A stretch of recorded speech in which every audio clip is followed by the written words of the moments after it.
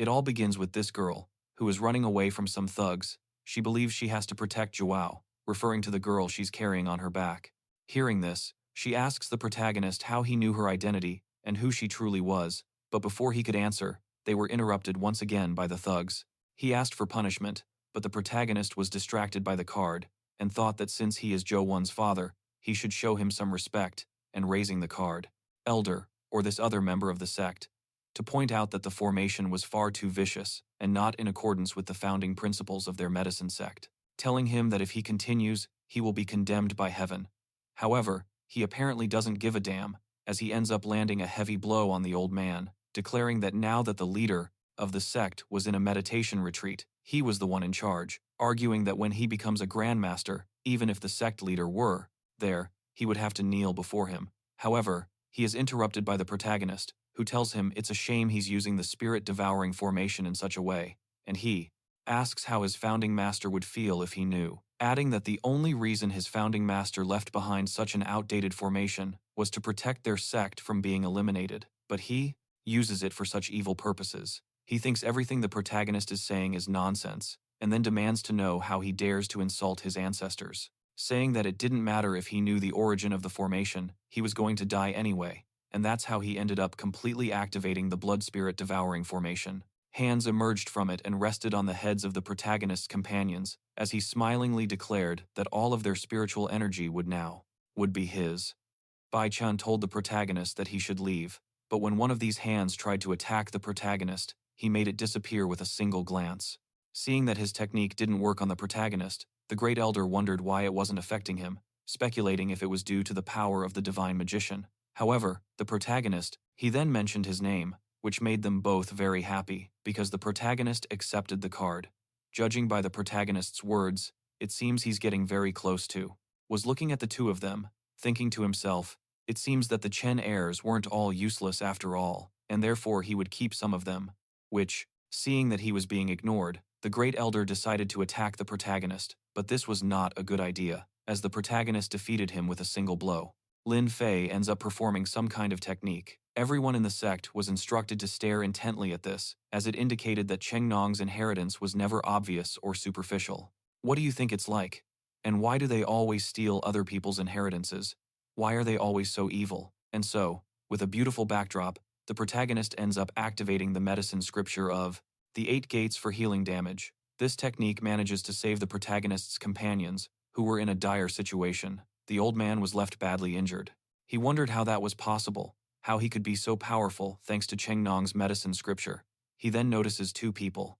These people are the ones who. The protagonist was looking at the people who were talking. Behind him, they were arguing that their sect has a history spanning several thousand years, and their founding ancestor was capable of single-handedly ending with disasters and plagues, and from what they have observed, they were not learning enough. The Great Elder, after listening to the conversation, ends up rushing towards them while blaming him for not helping him. However, his attack is stopped by the protagonist, who stated that, regarding the introductory medical knowledge, along with Joan, he already $2,000 as used writing to defeat Ji Zhou, saying, so, if they really could have learned those instructing skills, the medicine sects would not have declined. Thus, Yauwan suggested that they should tell Yauwan to make him hers, which prompted the old man to say that if the protagonist became his son-in-law, it would be a very good thing for them. As he distanced himself, the protagonist told him that he did not expect him to have 2 great inheritances, and for that reason, he would now show no mercy, saying, so he had a move that even the people of the medicine sect doesn't recognize it, and therefore, the protagonist told him that he was very lucky to witness such a move, making his technique seem to be devouring the vital energy of others, thus achieving a mini Genki Dama. The old man argued that not even a grandmaster on the god list could survive such an attack. The young lady, who was waking up, and you might wonder why she was waking up, well, the young lady was left unconscious after the protagonist removed the diabolical kit from her. Returning to the girl, seeing that the protagonist was supposedly in danger, runs to help him, shouting at the old man not to hurt him. This was while she was thinking that she didn't know why. She had the courage to do it, but she thinks that perhaps she would prefer to die before anything happens to the protagonist. However, the old man was already ready to launch his attack. However, at that very moment, the girl clings to the protagonist, looks at him, and tells him that he had saved her, so now she would die for him. However, the protagonist tells her that it wasn't necessary. He stops the Great Elder's attack with a slap, and the attack creates a huge explosion upon impact with the ground. But don't worry, nothing happened to the girl or the protagonist. Nothing, since he used a kind of shield to protect everyone. The girl quickly walks away when the protagonist tells her that she can let go of him now. The girl, who wanted to know more about the protagonist, asks him who he was, to which he replies that it was not important, and that she only needed to remember one thing, that as long as he was there, she would be safe. Later, the protagonist was with the old man at the company. As he walked through the hallways, he thought that Yauwan must be at the company just in time to give her the safe. She ended up smitten by the protagonist's words, wondering why her heart was beating so fast, and why she didn't understand what was happening to her, since she had never experienced this before. Having been put in this state by one man, all the members of the Z of Medicine were kneeling before the protagonist. The boy with the braids, who was also present, was saying, "How dare he mess with the protagonist, especially since he was even able to take the life of the Great Elder with a single move." Lin Fei ends up telling everyone that they had deviated from Cheng Nong's original intention, so he has to help them reorganize the sect. However, they themselves did not agree with this, and said that heaven would condemn him, thus arguing that the protagonist could not kill him, since if he does, their sect leader will not let him go free when he emerges from his meditation retreat. This one, scared, wondered why his sect had offended such a powerful cultivator and committed the heinous crime of murdering companions. However, the protagonist told him that it doesn't matter what they say, since he had arrived. Time to send everyone to hell, and with a simple snap of his fingers, he makes them all vanish into thin air. However, these two were wondering why they weren't dead, which the protagonist responds that he spared their lives because of their remaining kindness, and approaching one of them, he tells him to take him to see the leader of the sect, which the man quickly does. However, before he leaves, the girl catches up to the protagonist and asks him to please take this gift, a gift which the protagonist ends up rejecting, saying that he should give her the thanks, but he had to keep it since it would be of no use to him. The subordinate, while looking at the girl in wonder, was surprised, since not even the protagonist accepted the card. However, his thoughts were interrupted by Yauwan's friend, who told the protagonist that he had arrived at the perfect time, as there was a jerk who kept harassing. Spiritual stone that can allow a grandmaster to advance through multiple stages, and therefore, it seemed truly incredible to him. The girl also thought that the protagonist was so amazing, since it was so unique that he didn't even care about that kind of spirit stone. Those with meme-like expressions were disappointed in themselves, since they didn't even try to do anything to help the protagonist, and that's literally how it went. Instead of helping him, they gave him even more problems. While they were on the mountain, Link, the boy the protagonist brought with him, told him that his sect leader was inside on a meditation retreat, which made the protagonist say that, since he was already there, he would go look for him, and that's how he ends up vanishing when he enters the cave, only to appear in front of the old man. Standing before the old man, the protagonist asks if he was the leader of the medicine sect, which prompts the old man to ask who he was, to dare disturb his meditation. However, before the old man can say anything else, the boy from the cell finishes, approaching him to ask that he be allowed to explain, and to please not offend the protagonist. So, getting close to his ear, he ends up telling him what happened, and as he explains it, he hastily asks the protagonist who he is, and how he managed to break the formation, to which the protagonist, approaching and placing his finger on his forehead, tells him that his explanation is not helpful at all, and therefore, he will do it himself. Then, he shows him a memory where he, the protagonist Chenun, and the founder of the medicine oil were together. Soyuz, the old man, stares intently and realizes that he is the same person, and ends up bowing before the protagonist. He tells him that he is sorry for not having managed the oil well. Yauwan. We move on to Joan, who was receiving a call from someone. This person, making suggestive remarks, told her that he wanted to invite her to a banquet, saying, "So, I don't know if the director there of medicine," and asks him to please forgive him. However, if you want to know what will happen with this person later on, leave a like and subscribe to get the next video faster. And without further ado, what else is there to say? Bye bro. I would accept this by telling him that I still had work to do that very night, and therefore couldn't go out with him, all while thinking that the guy was a jerk and getting the idea of loving her, saying that all the beautiful female employees at that company were deceived by him, and if that wasn't enough, he ends up arriving at In-Face at that moment and greeting her. He asked her if she happened to be busy. The girl, blushing deeply, heard in her thoughts that the protagonist kept shouting her name again, something that we can see she clearly liked quite a bit. This is noticed by the guy, who asks the protagonist what department he was from, what his position was, and why he wasn't wearing a staff ID card while working, and furthermore, who, upon seeing the protagonist, stopped in their tracks. Gathering a significant amount of energy, the protagonist asked the bullies who they were and how they dared to hurt his wife, Yauwan. Then that, how he dared to address Director G in that manner. But the protagonist, ignoring what he was saying, walks towards one and asks her if she wanted to get something to eat next to him after work, which makes the girl blush quite a bit. However, before she could respond, the boy, agitated, asked the protagonist if he was deaf, and he couldn't hear what he was saying, so he ordered his guards to remove the protagonist, but he didn't expect the protagonist to defeat his guard with a single blow.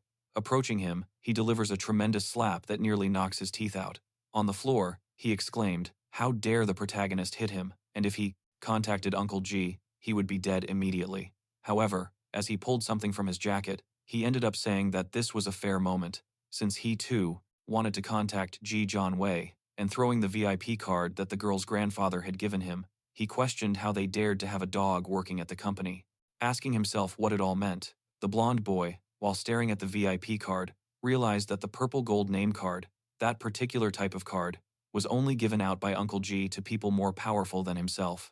He would only give it to people more powerful than him, reasoning that the last recipient was the richest man in Russia, Maka, and Shuan, and he continued to wonder just who the protagonist really was. The boy, standing up, utterly mortified, he said he never imagined he was an honored guest of the president, adding that he must be blind to have offended him. The protagonist simply told him to get lost. As he left, he wondered what kind of background the protagonist had, but ultimately decided he didn't care what his background was, arguing that he couldn't. However, upon seeing the threat, the thugs began to shoot, but the protagonist, with a flick of his finger, summoned a lightning strike so powerful that it instantly vaporized them all. Let him get away with beating and humiliating him. Later that evening, we find ourselves at the Yuchi Lang Hotel. Apparently, the protagonist actually showed up for his date with the girl, just like he said he would. He, being inside the hotel, said it was just casual dining, but why did they have to eat at such an expensive place? To which the protagonist replied that it was only a few dollars, and it was no problem. Looking at the protagonist, she thought his clothes were so shabby, yet he spends money like it's nothing, thinking he must be a dandy from some rich family. But, because the protagonist helped her with the boy, she would eat with him.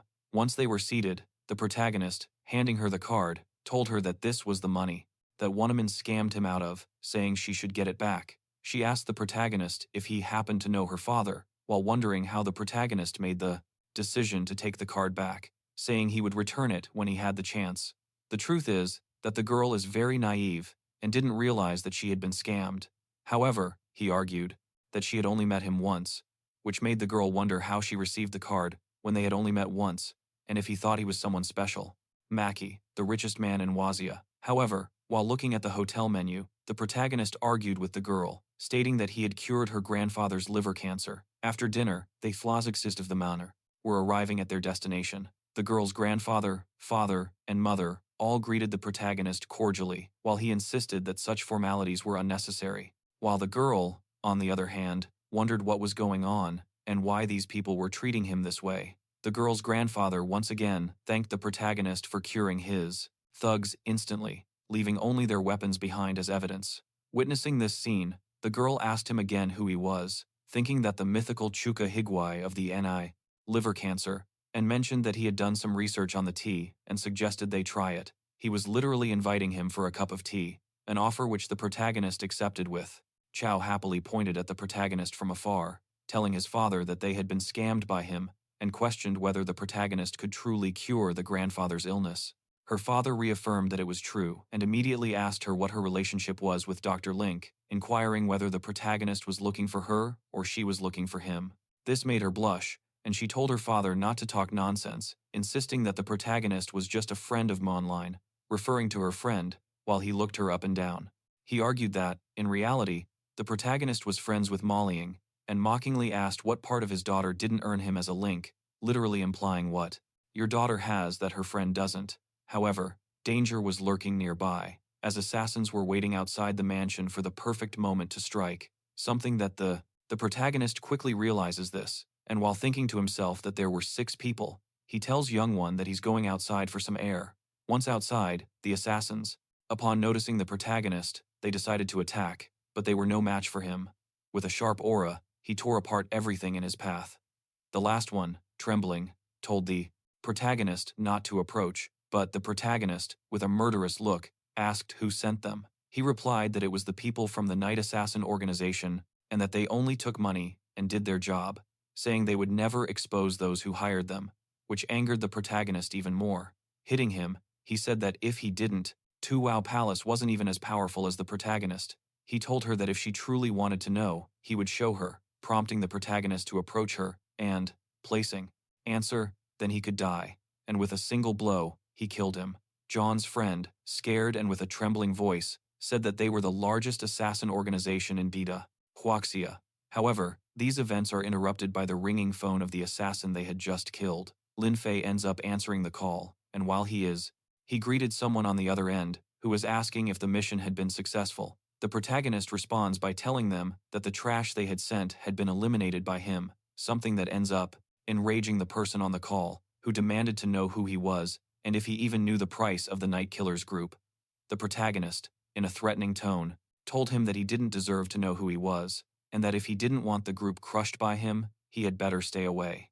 The protagonist then throws the phone, and with a simple snap of his fingers, he extinguishes all the bodies of the assassins along with the phone. Approaching Yauwan's friend, the protagonist asks her what she knows. This segment focuses on the assassin group, ultimately stating that the Night Assassins are the largest group of assassins in the country, or even Asia, and are rumored to have a significant number of professional martial artists. Since the group has 3 leaders whose codenames are Black Roses, Natural, and Red Spider Lily, the protagonist comments that the group of the greatest assassins said Wa, leading him to believe they could be the predecessor to the Shadow Clan. And he considers that one of the Emperor's 5 grandsons was an expert in the art of shadow demons, who would later become a mountain demon. Consequently, he established the #1 assassin group in the world, known as the Shadow Clan. Following this, we transition to the Sermi. His finger on her forehead caused her to enter a trance. While she was in this state, he revealed that there were many names he went by, as some called him the Deity of All Chen District. This woman, known for her charming personality, declared that no one had ever dared to threaten her in such a way, and demanded to know the person's identity.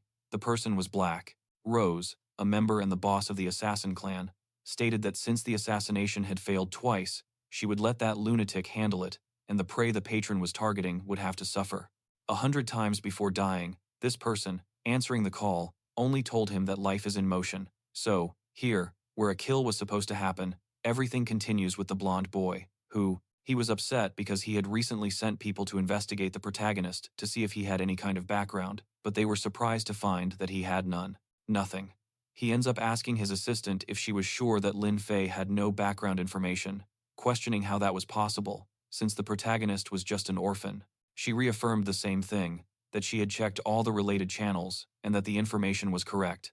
However, he, taking a seat, thought that since the protagonist didn't seem to have any background at all, so he must have been a bodyguard appointed by John Wei, who said that since he had encountered so many assassins recently, it was a good time to reinforce security. However, the man banging on the table questioned how a mere bodyguard could dare to offend him, which prompted the bodyguard to say that he would play with the protagonist a little because of that.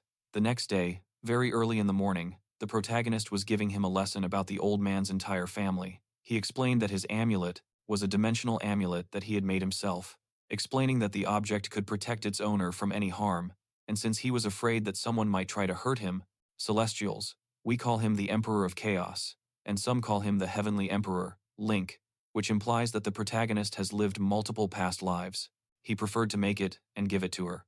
However, to Yauwan, it looked like a simple scribble, and she doubted that it could protect her in any way. The protagonist told her to make sure to carry it with her, always staying by her side, since that will protect her.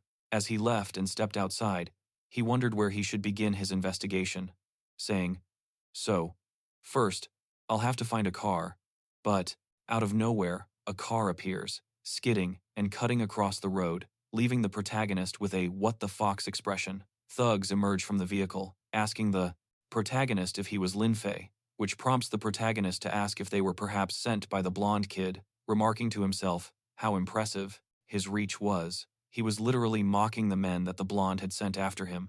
They waste no time and immediately attack the protagonist, while the leader of the small group said that he must be Lin Fei, and that a single stab is worth 500, and double if he bleeds. The protagonist, in the most vulnerable position possible, tells them that it seems he's only worth a little bit of money. Money told them that, to him, they were just little crickets, and that he would teach them what true desperation really is. Kicking the ground, he sent his companions flying through the skies, all this while he was quickly approaching him, thus delivering a strong blow. But the protagonist seemed to give him a warning, because what he hit was the car. He himself, all trembling, asked the protagonist if he was even human anymore, all while they were being surrounded by several police patrols. The protagonist, seeing that, said that they were just a distraction and that the real target was letting the police arrest him, while the police told the protagonist to stay still and, with that being said, he suggests that the girl call him by the name Lindsay. Upon realizing who the protagonist is, the girl kneels to show her respect, raises hands. He ends up taking out his phone and then proceeds to make a call. He told the person who answered to look for little Jean and tell him that the subordinate had been bribed and wanted to cause trouble for Lin Fei, which left the person on the call a little confused. I believe the protagonist didn't share many details about himself with them.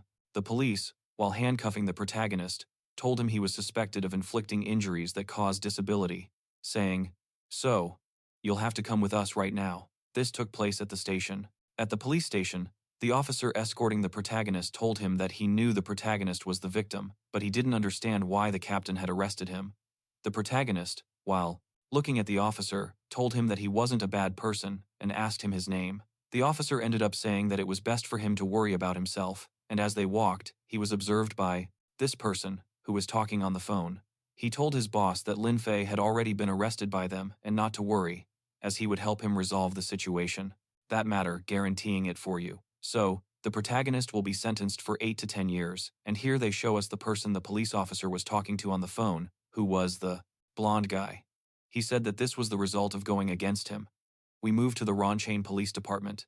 This girl ends up interrupting a conference, telling the man with the glasses that a strange phone call had come in. And by the way, this is Director Jean of the Ronchain Police Department. She told him that it was a person named Lin Fei, who had told her that his subordinate had been bribed and that she arrested him. Upon hearing the protagonist's name, he got quite pissed off while saying what a bastard he is. The protagonist takes her into his arms while producing a type of liquid, which turns out to be poison, not just any poison, but 1,000-year-old poison, greatly angering the man, looking for death. We move on to the Qingyang area prison. The police officer told the protagonist that he would help him find the truth about that case, but he had to stay in that place for one time. The head of the prison mentions that there's a new guy, referring to the protagonist, while his subordinate is giving him a massage. The bully then tells the protagonist that the police officers outside had handcuffed him, but they didn't put any real effort into it, saying they clearly wanted to use this opportunity to correct him. However, the protagonist didn't seem to care about what he was saying, which leads the bully to explain that the reason he's telling him this is so he knows that there are no debts, unpaid, or hatred without a cause, so he shouldn't blame them for showing him no mercy. Lin Fei ends up launching herself at the bully, delivering a tremendous blow that knocks him unconscious. Meanwhile, the guard, as screams echo from the cell, tells his boss over the phone that Lin Fei was locked up in the prison by them, and the criminals inside are teaching him a lesson. However, what he doesn't know is that the screams weren't coming from the protagonist, but from the very thugs they had sent. He told the guard he understood what was happening and would make sure he receive a serious punishment, saying, "So rest assured that I will take very good care of you." He literally wanted to make the protagonist's life impossible. We then move to the car, in which Director Jean was heading towards the protagonist's location. He argued that he had been doing clean and honest work in Fauché for so long, questioning how could he be such a bastard on the team, referring to the one who locked up the protagonist. The driver ended up telling him that he needed to calm down and that he didn't know what kind of. The protagonist throws the poison far away, stating that he never imagined the barbarians he rescued would dare to lay a hand on his woman. Of background Lin Fei had for him to be so worried. The director, yelling at him, told him he wasn't worried about Lin Fei, but rather he was worried because of Liu Chen, that bastard, and the offense against him. The protagonist's life could be at risk. Now we see the jerk who locked up the protagonist, who was telling the police officer that he had treated him well. The protagonist told him to quickly take down Lindsay's crime, as he intended to report it. However, The police officer stood his ground, telling his boss that he didn't think the matter is closed, since those people are definitely a bunch of gang members, and you can tell just by looking at them. He said that the same couldn't be said about them, but this guy, with his pants on straight, told him that if he says he's a criminal, then that's what he is, and that if he stays on his side, it means he's protecting a criminal. However, the director, who had entered aggressively, calmed his ego, asking him if he was looking to die. So how dare he protect gang criminals when they commit crimes against innocent citizens? Because of this, he orders his guards to take him away. Take away his weapon and tear off his police uniform, since a police officer is supposed to protect citizens, not scoundrels and criminals. I liked that. Someone needed to teach that guy a lesson. Fool. Finally, justice, or at least in the manga. This confused man tells the director that he can't do that and that he simply made an incorrect judgment, so it wasn't a criminal act. Criminal. However, the director only wanted him taken to Lin Feng, ordering the policeman to take him there, which the policeman happily accepts. Bewildered, he wondered how However, her thoughts are interrupted by the thugs, who tell her that they won't let her escape, causing her to unknowingly run into a dead end. Therefore, if they didn't provide an explanation, he would destroy their clan. 2 days later, we move to the family mansion. There, the girl who was being chased awakens and asks what. Director knew the protagonist's name, considering that Han Zi, referring to his blonde lackey, hadn't told him that the protagonist was just a bodyguard, thinking that the Lin Feng was only locked up for a short time, and yet the director personally went to check on him, wondering if the protagonist was truly just a simple bodyguard. The policeman finishes by taking the director to where the protagonist was being held. While opening the door, he explained that Lin Feng was locked up in there, mentioning that there were a lot of ruffians inside, and he had been carrying on for half an hour inside and was also afraid, since everything seemed to point to a disaster. However, upon entering, he was surprised to see that all the ruffians were beaten up, and, furthermore, they were also giving the protagonist a massage. The protagonist, standing up from his chair, said to the director, who called him Little Yan, that it had been a long time since they had seen each other. The director thought to himself that when he was young, Master Lin was the same age as him, and even when he reached middle age, Master Lin remained the same, thinking, so, that was truly a mystery, something very important for those of us reading the manga, because it reveals that the protagonist, as the title clearly states, is an AM, immortal and, therefore, does not age. This showed reverence whenever the protagonist stated that his subordinates were at fault, and therefore, he would severely punish them, telling him to please write a report together, and after that, he would formally apologize, which surprised the ruffians, who wondered who the protagonist was, speculating if he was perhaps the leader of the city council or something similar. Meanwhile, we move on to the blonde character, who was wondering what happened to Liu Chen, since his phone was, why was she in her room, and was she perhaps being chased? This caused the girl to stop abruptly, asking where Link was, who is off, leading him to think that Liu Chen was simply looking after a bodyguard and questioning why he was taking so long to respond. The boy then receives a call from his uncle Luo, who excitedly asked him if perhaps they knew what kind of trouble he had gotten himself into, warning him from that day forward not to bring up anything related to Lin Fei, which prompted him to tell his uncle that the protagonist was just a bodyguard, asking why he had to keep his distance and if something had happened. He then tells the blonde about what happened with the director and Liu Chen, something that left him looking as if someone had died. Devastated, he realized he hadn't just kicked an iron plate, but an entire steel mill. He was literally realizing the magnitude of his mistake. By messing with the protagonist, we move to Ji Jianwei's office, where the protagonist was entering. Ji Jianwei asks him if there was anything he needed, to which he, with a serious expression, told him to arrange a position for him, leading Ji Jianwei to think that it would be great for him to join his company. He ended up offering him to be the vice president of the company, a position the protagonist vehemently refuses, stating he has no interest in it and desires only to be Yauwan's personal bodyguard. Her father assured him that he certainly could, but there was a slight issue.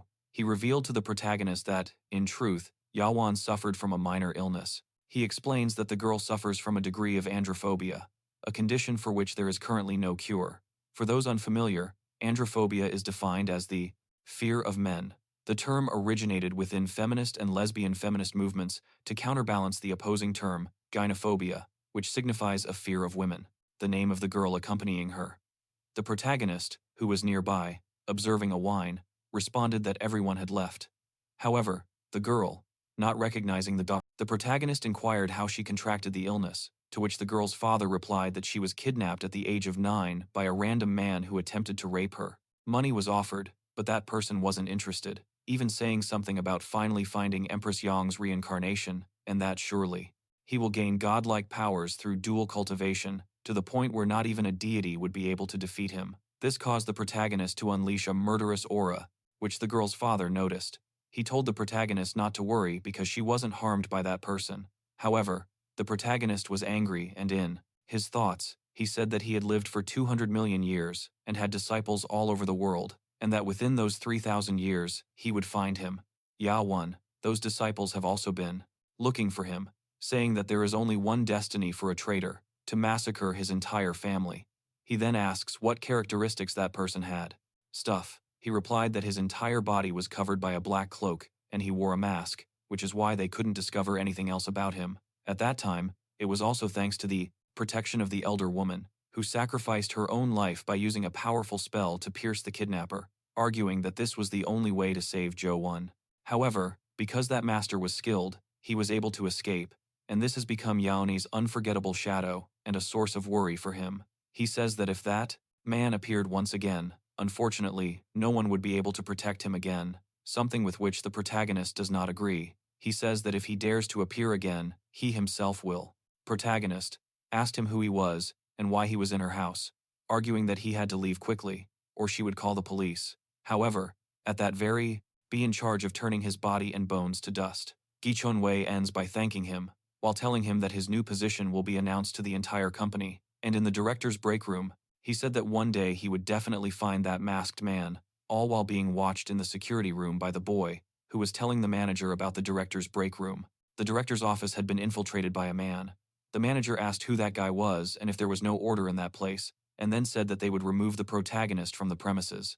The boy with the glasses ends up telling the manager that this person seems to be the same one who hit the boss, or the blonde boy, whichever you want to call him. The manager, with a malicious smile, maliciously argued that this brat was his stepping stone for promotion, and since he had offended the blonde boy, he shouldn't blame him for not showing him any mercy. After a while, they were standing in front of the protagonist, asking him how he dared to drink coffee and relax in the director's break room, and telling him that this had happened. He heard that he offended the boss, asking why they wanted to humiliate themselves, as if simply being alive wasn't enough. Ignoring the protagonist's words, he tells his guards they should beat up the protagonist. However, before they can, they are stopped by the blonde boy. The manager tells the boy that he arrived at the perfect time, since Lin Fei broke into the director's break room, and that he suspected Lin Fei had bad intentions towards the director. He thought that, for doing that, the blonde boy would flatter him for what he had done, since he believed the boy was helping him get revenge. However, the opposite happens, as the blonde ends up slapping the manager hard while telling him to stop. Yauwan's friend arrived, telling her that things weren't as she thought, since the protagonist was her benefactor. He was the one who had saved her and even cured the poison, using excuses to gain an advantage, and questioning if Master Link was the kind of person he described. The manager was confused by what was happening, but the blonde grabbed him by the hair. Bowing his head, the protagonist told the manager that it was his fault for not teaching him better, and asked him to please forgive him. The protagonist, being the good and generous person he is, tells him it's nothing. The boy, while escorting the manager out, told him that if it happens again, he would be fired again. This person, standing next to the protagonist, told him that those were just a bunch of guards who didn't know what they were doing, while also saying that he was careless at that moment and hoped the protagonist didn't take his previous behavior too seriously. He asks him if perhaps he was apologizing and whether people apologize by standing up, which he then does. He shows reverence towards him, telling him that he was very sorry. The protagonist said nothing. He proceeded to kneel to the point of hitting his head against the ground. Seeing this display of reverence, the protagonist tells him that he would forgive him, but that he had to leave now, which makes him very happy himself, because the protagonist had already forgiven him. As he was leaving, he thought the matter was settled, and he also realized that if someone could influence Director Yang with a simple phone call, if he were to target his family, he fears his entire family would end up in jail. We move on to this guy, who was waiting for Yauwan outside the company. The girls who were behind him, they were saying he was very handsome, and the Ferrari next to him cost at least 3 million. He was telling his friend that if he wanted to go out with a girl, a simple phone call would suffice, and whose stuff. He ends up telling his friend that Yauwan was just like other women. Yauwan leaves the company, prompting the boy to approach her, saying he had heard that she, from the girl's body. With a blushing face, she asked if the protagonist could leave first, as she needed to change. While thinking about Lin Fei, that is, our protagonist, had just recovered from a serious illness, so he came to see her and also wanted to invite her to dinner. She replies that she doesn't think she can, since her parents are still waiting at home. She asks her friend to help her accept the gentleman's kindness, which he embodies. It seems the boy won't give up trying to win her over. He asks him about doing some archery tomorrow, reminding him that their companies have a collaborative project, and he wanted to take the opportunity to discuss it. Finally, one ends up accepting, thinking that since they have business with him, she shouldn't offend him. However, she asks her friend what they are going to do with the flowers, to which her friend responds that she'll throw them away at the first opportunity. It seems the boy overheard and, in a threatening tone, questioned how she could act like that in front of him, arguing that one day he would force her to give in and rape her mercilessly. Later, either that day or the next, they don't specify, but I'm sure of one thing. They were practicing. With the Yauwan bow, he asked the unfortunate man if his posture was good enough, to which the man replied that it wasn't even close, an answer that Yauwan didn't like. He was giving this guy a lot of grief, as the guy was in an area that clearly stated no smoking was allowed. He asked who that brat was, referring to the protagonist, and if, by any chance, he didn't know. If you didn't realize, this boy is the same one who gave the flowers to Yauwan earlier, who we are now going to call Cigarette Boy. The bodyguard of the man ends up saying that he wasn't sure, but he and Yauwan had entered together in the morning, and that maybe they had done some cute or intimate things, something that bothered the boy quite a bit, who, upon standing up, said that he was going to. She was very young, wondering how he could have cured the poison, and claiming that the protagonist must have gone alone to deceive them. The girl literally doubted the protagonist himself. Test his limits. The arrogant boy ended up approaching the protagonist while formally introducing himself. He said that he was Yauwan's friend, asking him how it should be about him. The protagonist introduced himself as Lin Feng, Yao Nie's personal bodyguard. Upon learning that the protagonist was just a bodyguard, the man acted arrogantly. To provoke the protagonist, he wondered aloud what kind of background he had, asking how much Yao Nie paid him, and offered him 3 million a month if he joined him. He said he wouldn't need to do much, since his face wasn't so bad, and all he'd have to do was lie in bed every night, which I won't explain further, since you all should know what this guy was implying. The protagonist thought this guy was truly disgusting, an opinion he agreed with. After asking the protagonist if he happened to know archery, he proposed playing a few rounds with him. Yao Nie, wanting to keep the protagonist out of trouble, said that he didn't know how to play. But the protagonist, on the other hand, contradicted her, saying he knew how to play a little, and that playing a few games wouldn't be a problem. She whispered to the protagonist that they were just trying to mess with him on purpose. Lin Fei argued that the cigarette-smoking guy had been doing archery for years and was only doing this to make fun of him, adding that she could see his intentions himself, but that he definitely knew something about archery, saying that he hadn't seriously trained in archery. At that moment, the only shots he had taken were those against the golden crow of something, which leaves the girl bewildered, since she didn't know what he was talking about. The boy with the cigarette ends up telling the protagonist that, to begin with, they're going to start with a field. He figured that one hadn't recovered his past memories yet, so he wouldn't recognize him, saying that he should take things slowly, and that he should go look for the of 300 meters shooting. And here, the guard of the boy with the cigarette informs him that the 300-meter range is a little close to the highest, since the highest was 365. The boy's friend, who did not. He's such a good friend, because he's really his servant. He said he'd heard that, because of the Sun family's connections, he was trained under a master and had seen his abilities. With the long bow, it was beyond what they could have imagined. Drawing back his bow, he stated that, to prevent anyone from accusing him of intimidation, the cigarette-smoking guy would shoot it 300 meters, while he would shoot 500, a feat that left the two onlookers speechless, wondering if the protagonist had lost his mind. The cigarette-smoking guy's fans supported him, wishing him good luck. Besides putting the protagonist brat in his place, when he released his arrow, it scored a total of 19 points.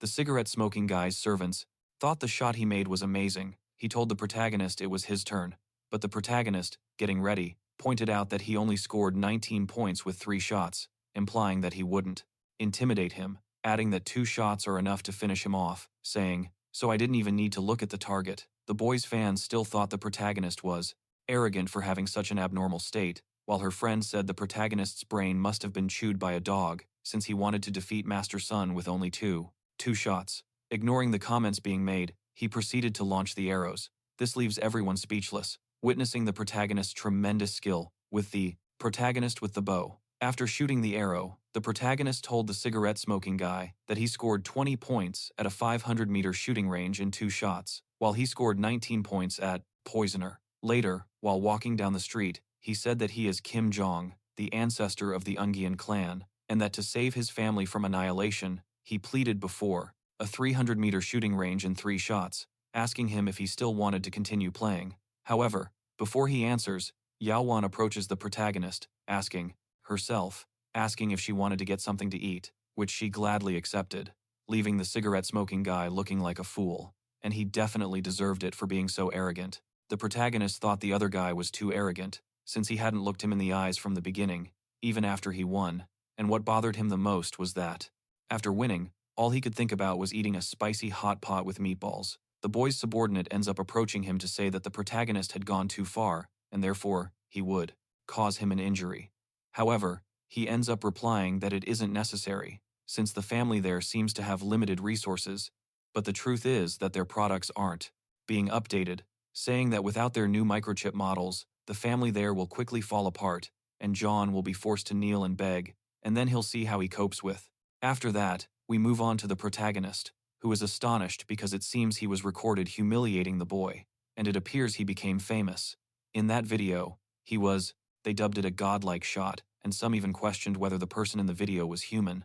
The protagonist, looking at her, wondered what was wrong, because it seems something had happened to her since they arrived at that place. When the protagonist tries to touch her, she immediately pulls away, and we should remember that she reacts that way because of her condition, which prevents her from touching any man, or any man from touching her. He asks the girl if something is making her unhappy, to which she replies that it's Ao, meaning his door for 3 days. Only then did he grant him the 10,000-year-old mother spider, arguing that he never thought it would become a poison that would harm even his. The cigarette guy was angry and wasn't answering her messages or calls, so she wanted to let her father talk about the project he had, but the father of the cigarette wanted her to marry Sound, and once they were married, they would give her the microchips. Lin Fei asked if she needed help, an offer she declined, because she said it wasn't necessary, as he couldn't help her much. In her thoughts, she wondered what was happening to her and why she had suddenly revealed so much information, since the protagonist wouldn't even be able to help them. Later that night, when they arrived at Yauwan's house, a man was outside the mansion, watching them. This person was Men Yang, who was wearing rather inappropriate clothing. He mentioned that Black Rose's objective, referring to the girl the protagonist had insulted on the phone after killing the assassins, was that to pay a price of 2 million, he needed to investigate further. The next day, at the G mansion, the protagonist, the girl, and her father were all seated. While having a cup of tea, the girl's father told Yauwan that she would be going with him that day to visit the Song family, prompting the protagonist to ask if they wanted him to come along. He goes with them, to which the father replied that it wasn't necessary for him to go, as they were only going to discuss some business matters. Later, they were already on their way to visit the Ope family. He asks his daughter if she knows why he wanted her to accompany him to visit the Song family, which leads her to say that of course she knew and didn't think that the Song family would be so shameless, because when they had financial problems, they helped him overcome the crisis and even risked the company's lifeline. However, we then see someone approaching her from behind, leading the girl to believe she has no way out, and in a desperate act, she manages to throw a kick. Wife. And finally, he tells us that there are smaller families within the D clan, the King clan, and the Bai clan, and each of them has established a company in Rock Change, Lin Fei, and Al, one of the company. But what happened now? He considered them like brothers, but they only consider him a tool, which leads her to ask her father if that's the case. She was really planning to marry Song-O, or rather, the cigarette boy. With a serious face, he ends up replying that of course he wasn't going to do it, since he believes that the boy's family just wanted to regain more points, and as long as they receive some benefits, they will be on their terms. He says that his negotiation limit that time will be 10 million. Causes the girl to get a little upset while telling her that she has to think carefully, since a contract plus 10 million will leave the entire family bankrupt. There, her father was telling her that she was still very young and didn't know how unpredictable a person's heart can be, and that the conflict between her and the cigarette boy was just a smokescreen. If they don't want to risk their necks, skin, Those contracts that have already been signed must prioritize the latest microchip. Later, Yehun's friend was training, and as the protagonist watched her, he thought that the Walmart line's cultivation hadn't even surpassed the basic refined body stage, so it was no surprise that a simple group of assassins could send her fleeing in panic. Getting up, he told the girl that he would lend a hand only because her ancestors, or rather, his ancestors, had participated in the protection of Yehun, and so, approaching the girl, he revealed that this was the secret of the witches of the Mountain of Spirits, originating from the 10 witches of the Mountain of Spirits, the perfect cultivation skill for those who share the same blood as the witches, ultimately ending the same way. Thanking him for bestowing upon her the cultivation of the witch tribe that had been lost for thousands of years, to which he responded that there was no need to kneel, saying, "So, that's it." He was stopped by a guard at the King Clan Corporations, who told him that this was King Clan's corporation, and he couldn't just walk in as he pleased. However, the protagonist ignored him. He had accepted the basics to continue supplementing that cultivation method. However, she needed to train a bit more to reach the intermediate stage of the refined body. She's testing the ability the protagonist gave her, which surprised her because it allowed her to reach the middle stage of body refinement. However, the ability itself, while she trained, she was being watched from a distance. The observer commented that this must be the master who destroyed the 2 assassin groups, and as expected, he wasn't just anyone. Now at the cigarette guy's mansion, he tells Joe's father that microchip prices aren't cheap, and if he really wants them, he'll sell them for at least 20 million. While Ji Gi-ong argued that 20 million was too much, the girl worried that her father hadn't prepared that much money, and that she had to help him somehow. This ends with her telling the boy that $10 million would be acceptable, and to please not take to heart whatever might have upset him in the past. And with that, one with the tea like, Vino apologizes for all the trouble he caused. This bastard was saying that he was actually quite interested in Yauwan, and if Yauwan agrees to marry him, he can take 1 billion from that billion as an engagement gift, millions as a betrothal gift. He concludes by saying that they were only discussing business, and that marriage was her decision. He could at least talk about it, but there was no need to involve him in the business. However, this bastard tells him that since they only wanted to talk business, he had already stated the price, and if they don't accept it, then they should leave. However, before they can leave, the bastard, to leave, he stops Yauwan to throw her his room key. This disgusting person told the girl that if she changes her mind, she should remember to go see him, but more importantly, ignoring his words, he quickly brushed past him, saying that he had no issues with him and wouldn't hurt him. The person monitoring the security cameras had to remember to go see him at night. Back at home, the protagonist, looking at Yauwan, wondered in his thoughts why her eyes were red and if something was wrong. He was crying, and he ended up stopping the girl to ask her what happened, but she responded that it was nothing, just that she was a little tired. However, he tells the protagonist that today, Yauwan was almost forced to marry by that shameful bastard from the Sun family.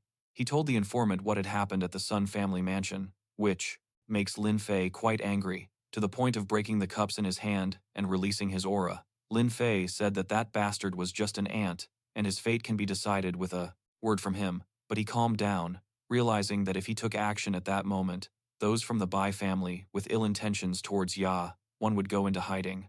Lin Fei tells Li Jian that regarding those microchips, the Sun family is the only place to get them. In his eagerness, literally, that's the name. People, don't blame me, he says no, and if he wanted to talk about them, the wealthiest family hails from the southwest. The Yao family possesses a microchip called Wachu, which boasts even more advanced technology than the Sun family's microchips, but unfortunately, it is one of the Yao family's primary investments in technology, and they would never sell it cheaply to anyone else. Now more relaxed, Lin Fei argued that it seems the Yao family in that world is thriving quite well, which leaves Jichun bewildered. He wonders what the protagonist had said, to which the protagonist replies that the Yao family has been following him for 4,000 years, telling him that he didn't need to worry and could leave the matter in their hands. Later, the protagonist was speaking with Yao Shan, who reported that someone had rushed into the elevator and was apparently going to the top floor, telling them to stop him. When the protagonist opened the elevator, he ended up that Lin Fei shouldn't hesitate to ask him for anything, as he would even risk his life for him. The protagonist told him it wasn't anything important, and that he simply needed him to sell some microchips, from WhatsApp to the family, who was quite surprised. He told the protagonist that he didn't expect Master Lin to call him for such a small favor. He then tells Lin Fei that he was currently at a factory in Germany, and was halfway through completing the job. But once he finished, he would bring the microchips back with him upon his return, and immediately will sign a contract with the family.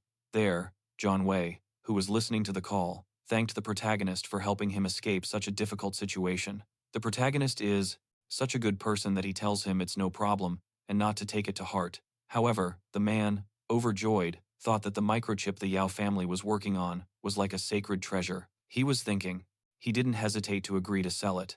And not only that, he didn't even raise the price, thinking that if brother Lin Fei fell in love with his daughter, it would be a blessing spanning 3 lifetimes, but something that would not. You know that the protagonist is literally in love with her. Otherwise, why would he want her as his wife? Because of that, she needs to quickly tell One, with whom she has formed a strong bond. The protagonist and One are interrupted by the cigarette boy's servant, who asks them to please open the door because his young master, Sun, told him to give them something, and that something is an invitation. It's an invitation to the birthday banquet of the Kim family's president, and young Master Sun is participating in that banquet and is giving her the honor of being his partner at the event. She comes out. She asks who this fool is who is going to give her the honor, since one of his intentions is for all of Ronchain to think that she is with him, and that is how she ends up rejecting his invitation. Encountering these guardians, who wanted to hit the protagonist, but in the end, they were the ones who ended up getting beaten, which made them wonder if the protagonist was really human. Then, she tells him to take his stupid invitation and leave, since she will never go with him. The servant ends up telling her that she should think about it carefully, because if young Master Sun gets angry, he won't. It would be someone she'd want to associate with, which makes her realize she can't disregard her reputation, or her family will be ruined. One ends here. She accepts the invitation, but clarifies that she will attend the banquet, not as his partner. He says that's the right attitude, but unsatisfied, he deliberately drops the invitation, only to instruct the servant to pick it up for him. The girl tried to pick it up for the protagonist, but he stops her, and, with a threatening expression, tells the servant that now he is the one who has to pick it up. On top of stepping on the invitation, he continued to mock him, saying he had accidentally twisted his back that day and couldn't bend down, expecting him to understand, implying that no one else would be worthy enough, and he expected him to pick it up, telling him that the family there was done for, and asking if he really thought he was intimidating him, but he explodes like any self-respecting alpha male would and ends up giving him a tremendous punch in the stomach. To top it off, she tells him that she heard he couldn't bend his back, asking him what happened. He still had a little strength left to speak and told him how dare he hit him, asking if he was looking for death. But we already know that the protagonist isn't afraid of anyone, and making him scream in pain, she asks him again if he was going to pick her up or not, which makes him say that he would pick her up, telling him to stop. Hitting him or his life would be at risk, and that's how he ends up picking up the invitation and handing it to the girl with the pink hair. All the while, he was thinking that there was something wrong with the protagonist's brain. After going up in the elevator, the protagonist ended up entering an office. His presence was noticed by this girl, who demanded to know who gave him permission to enter, wondering if he doesn't know that not even the family there dares to offend them, and how he even dared to hit him.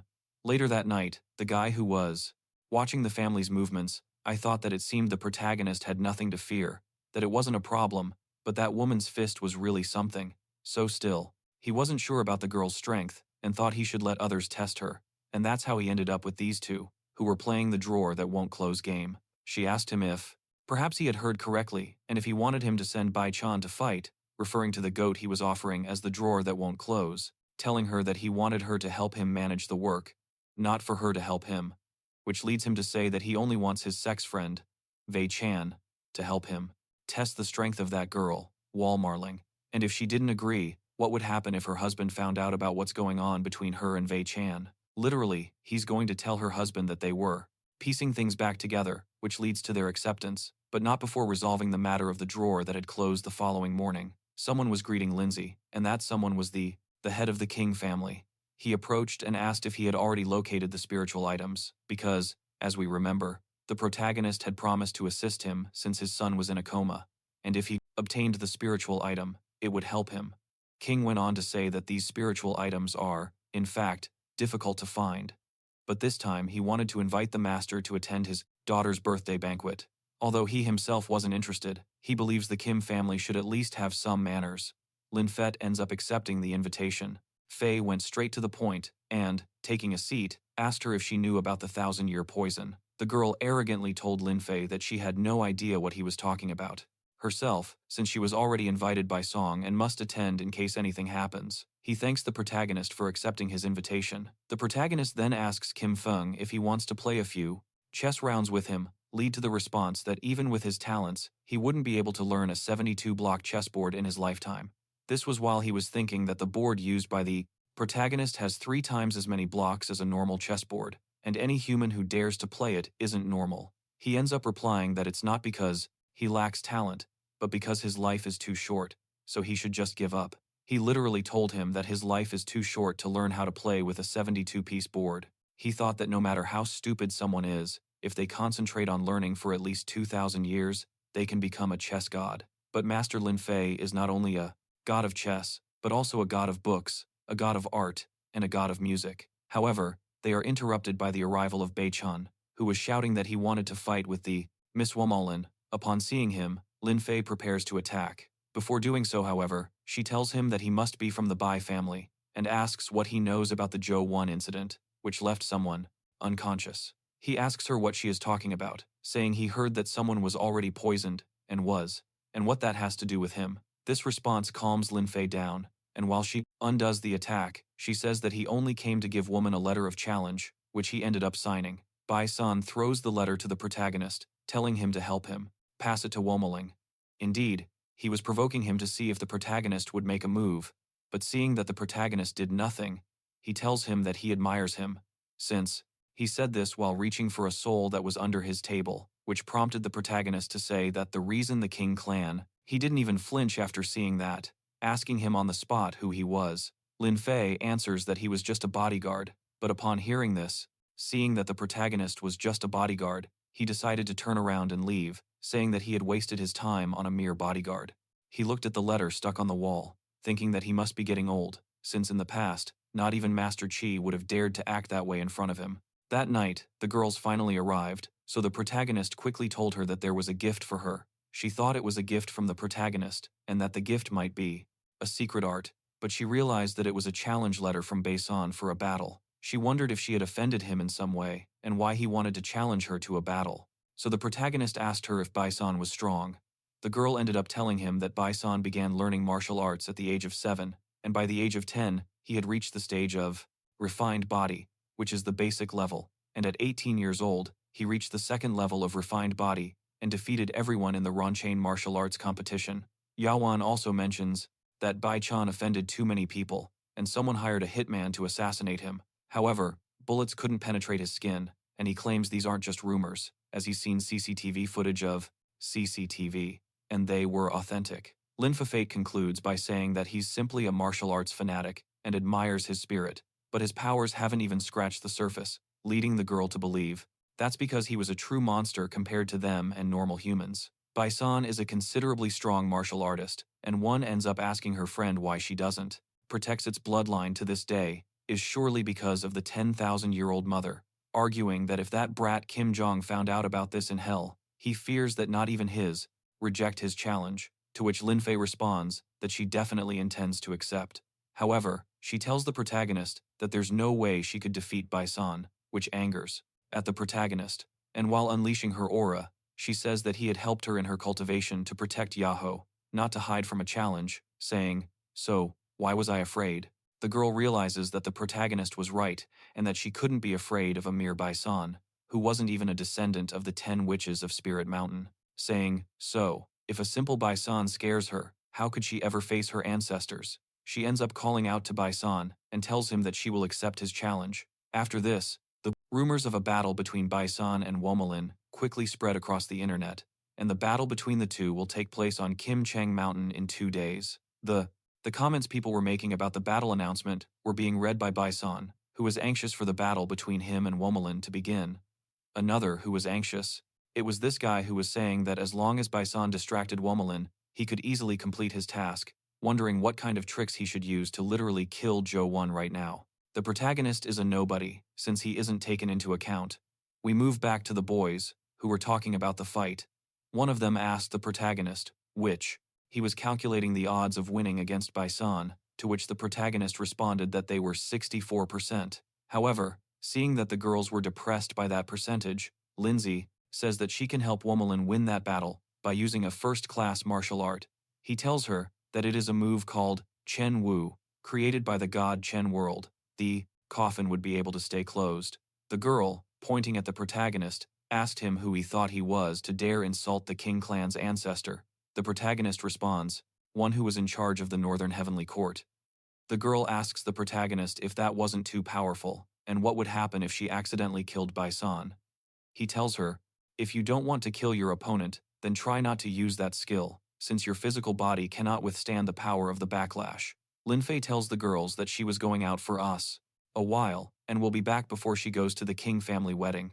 He wanted to take advantage of that time to buy a car.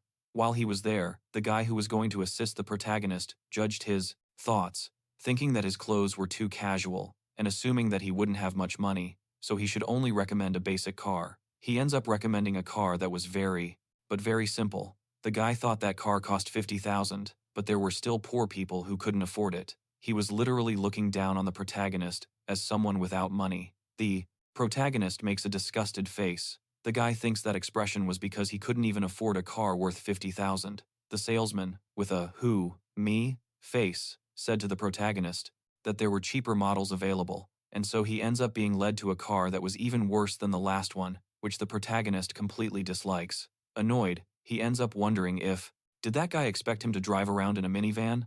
Lin Fei ends up asking him if he really thinks he came all the way there for a simple car like that, but the guy didn't seem to understand that the protagonist was looking for expensive cars and ends up telling him that there weren't any cheaper cars than that one there, saying that if he didn't have the money for that car, he should just leave and not waste his time.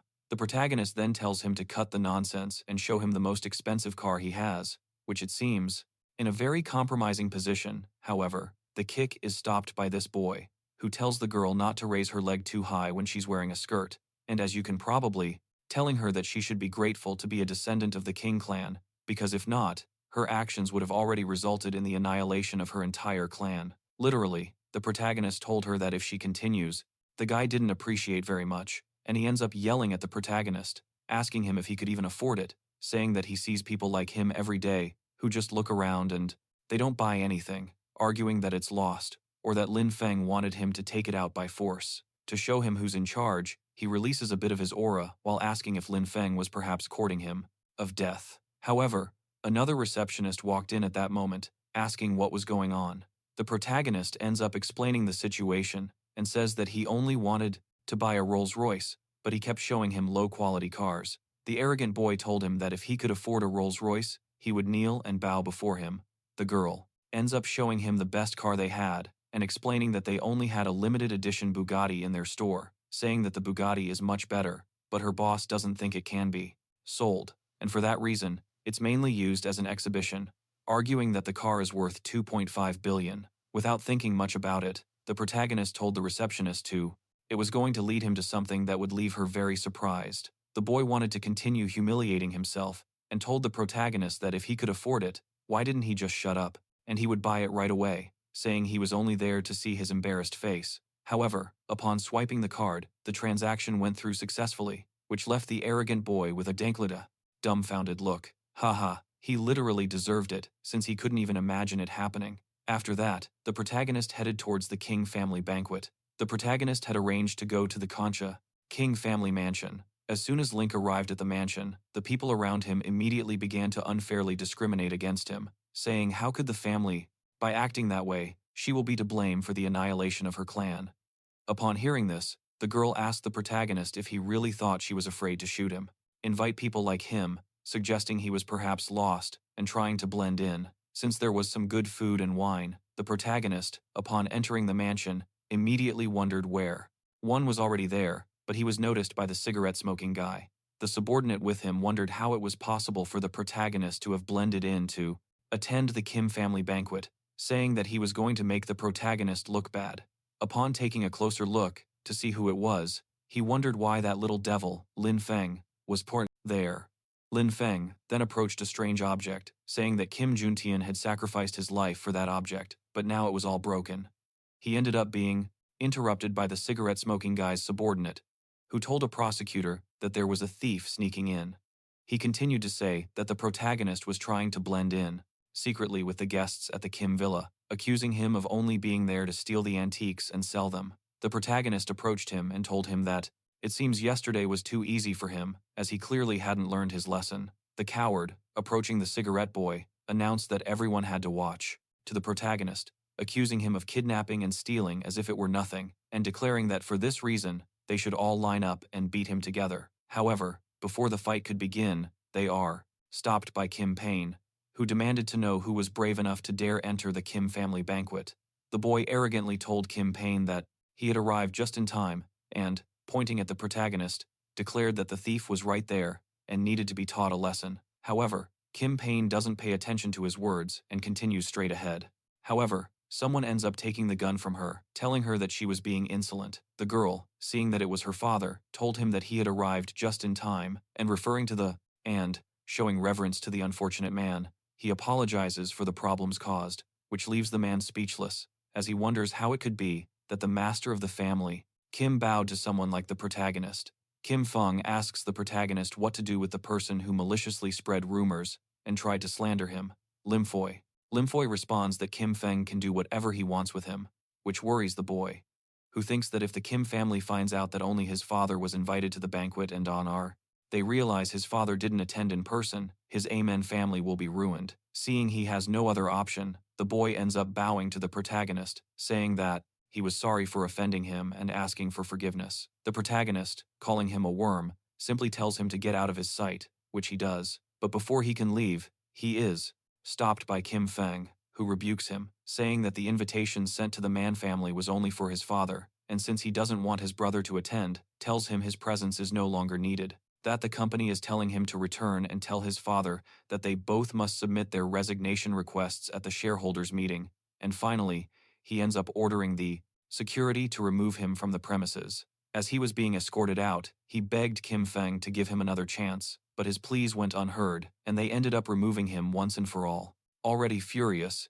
he said that if his father found out about this, he could count down the minutes to his end. But he also said that, since he had a good relationship with Song, he would definitely help him. He was literally counting on the cigarette guy to make his move. After that disturbance, the birthday girl, Yauwan, finally arrives. She thanked. Referring to the protagonist, the girl said that he had dared to insult the ancestor Juntian. However, something we didn't expect was that the girl's father would end up kneeling before everyone for coming to her birthday party, despite their busy lives. Yauwan then notices the protagonist and, blushing, thinks to herself, why is that unhappy man found there? Look at that beauty. How could anyone not fall in love? The cigarette-smoking guy, while looking at Lin Fei, was impressed that Kim Feng completely bowed before him. The protagonist, wondering who he really was. However, at that moment, he received a call from the boy they had previously taken out, who asked the cigarette-smoking guy if he knew what had just happened, asking if he could negotiate on his behalf with the King family, which angered him, and he ended up hanging up. All this while he was wondering who he thought he was to ask him to negotiate for him. We move on to the birthday girl, who was asking Yauwan what the paper inside his pendant was. Yauwan responds by saying that he believes it's something called a field charm, to which she replies asking if he got it from the charlatan Lin Fei. However, Lin Fei himself, approaching, asks who he was talking to, calling him a charlatan, which was the first time he'd heard anyone call him that, and he found it quite refreshing. She then asks him if he doesn't dare admit that he is a charlatan. Jaguar. He ends up saying that all of that was a misunderstanding because Lin Feng saved his life.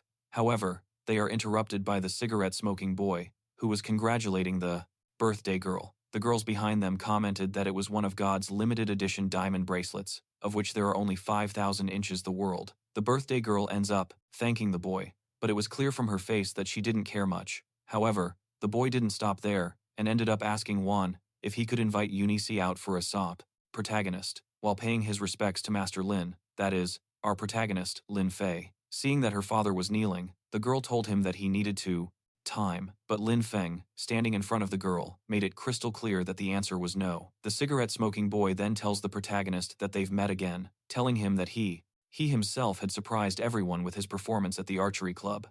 The birthday girl is left surprised, as she couldn't imagine that the cigarette-smoking guy knew Lindsay, which makes her wonder about the protagonist's connections in the business world, especially since he influenced the 3 largest companies in Run City. The guy ends up asking the birthday girl, why she called him a charlatan, something she reaffirms, explaining that she called him that because he gave Yauwan a piece of waste paper and called it a country charm, and now Yauwan was ruining his natural amber necklace by wearing it, and that he even deceived her father and is treated like an immortal master. The cigarette-smoking guy, upon hearing that the protagonist was just a charlatan, arrogantly told him that, since he was so incredible, he wondered what kind of heavenly birthday gift he would give to Lissu, referring to the birthday girl, thus mocking him. I asked if it was a single-use pill or some kind of delicacy. This person, smiling, thought that since the protagonist was a charlatan, they couldn't blame him for it, and he would help him to be the ridiculous in front of Wrong City's upper class. The protagonist seriously asks him who he thinks he is to dare, as an ordinary person, to ask for something like celestial objects. From Western Kunlun, this person, Tutti Frutti, whom I already disliked, questioned the protagonist's manners and how he dared to speak like that in public. Yauwan. She comes to his defense, telling her that she couldn't think of it that way, since she herself had heard how the boy with the cigarette was the one provoking him. The boy told Yauwan that, stand up quickly, but her father told her that she should also kneel before Master Lin Fei. With an arrogant attitude, the girl retorted that they did not kneel before. There was nothing wrong with wanting to expose Lindsay's charlatan so that she and her father wouldn't be fooled by him ever again, and that's how the cigarette boy proudly declared that today would reveal the protagonist's true nature and cautioned against believing him too much, as he was merely a bodyguard, adding that the Ali House and the Sun House would soon be united through marriage, which would make him one of her bodyguards very soon. The people present began to murmur about what the boy had said, a commotion that reached Yauwan, who questioned him, asking since, when she had agreed to marry him, but in a threatening tone, she warned him to think carefully before speaking, reminding him that they had mutual feelings and there was nothing wrong with announcing their wedding ahead of schedule, an action that frightened Yauwan. However, the protagonist wouldn't allow anyone to speak to his waifu like that, and, like the good, hairy alpha male he is, he delivered a tremendous slap to the boy, sending him crashing into the wall. With the assistance of a guard, he managed to get back on his feet. The picky birthday girl. He ends up telling the protagonist how dare he hit someone at her banquet, and calling for security, she demands they remove Lin Fei. However, before that can happen, the guards are stopped by Kim Feng, who looks furious. The girl tries to explain what the protagonist did, but her father ignores her words and ends up giving her a tremendous slap. And it's not that I agree with hitting women, but honestly, this daughter of a B times TH deserved it. Am I right? She ends up telling her father why he hit her, especially on her birthday, and in front of all the guests, no less. And so, with tears in her, neither in heaven nor on earth, but before her ancestors, she inquired who the protagonist was so that she would kneel before him, and that is how she ends up leaving the protagonist's side. She ends up leaving. The boy tells Kim Feng that this matter cannot be ignored, and therefore, he owes him an explanation. Kim Feng asks the boy what explanation he expects. Explain, because he had provoked his VIP guest at his banquet, which created rumors about Miss One, who was about to marry him, and damaged both his and any man's reputation. With even a little bit of blood, he wouldn't accept that insult to his love. Upon hearing the word love, he blushes deeply, imagining them as a couple, while the protagonist thought it was nice to see her like that, since he hadn't seen her cute expression in thousands of years. Kim Feng kept telling the boy that if he wasn't convinced, he should take Song Kim Jong and go speak to him, which makes him angry. He asks Kim Feng if he plans to fight against his Song family. He himself ends up answering that he does not retract his words, and whoever is against, the unhappy man was against him. That's the spirit, son of your great wall. The people there end up wondering if Kim Feng had gone crazy, since the protagonist. He was just a bodyguard who had offended the Sun family. The blonde guy at the party wondered who he was, since even Tian Link, and now Kim Feng, shows respect. As the protagonist watched him, he thought that this Kim Feng and his ancestor Kim Jong were very similar, but it was a shame that the moon was still around, that the old man didn't have where to look. I literally don't know what he meant by that, but anyway, let's continue. The cigarette-smoking guy ends up telling Qian that he'll regret what he did. He then ends up leaving and then making a phone call. He was telling the person he was talking to that he needed help teaching an idiot a lesson, and that there was no need to kill him, since he only wanted. He told the girl's father to please get up first and answer where the 10,000-year-old mother of spiders was located. The girl's father pleaded with him, saying him to kneel in public and beg for his life. We moved to the study room. Qian was apologizing for what happened. He also ends up telling him that he had heard about the Gigi's family problems and whether there was anything he could help with. Lin Fei ends up telling him not to worry, since he will take care of it. This happens while he asks if that was the only thing he wanted to tell him, which he answers truthfully, saying that he wasn't going to hide it anymore, and that the Bai family, as a generation, protected the Kim family branch and practiced the law directly in the lineage. But now the Kim family had no one to teach the ancient martial arts, but the Bai family has masters, and even the mother of 10,000 spiders is in their power, arguing that in the past, before the Bai family had ambitions, they were naturally good at defending their clan. But now their son Kim Yu has been poisoned by them. The protagonist ends up understanding his concern and gives him some scrolls. He happily thanks the protagonist. However, the protagonist tells him that his daughter didn't agree to accept his belongings, and when she's in danger, it's inevitable that her life will be at risk.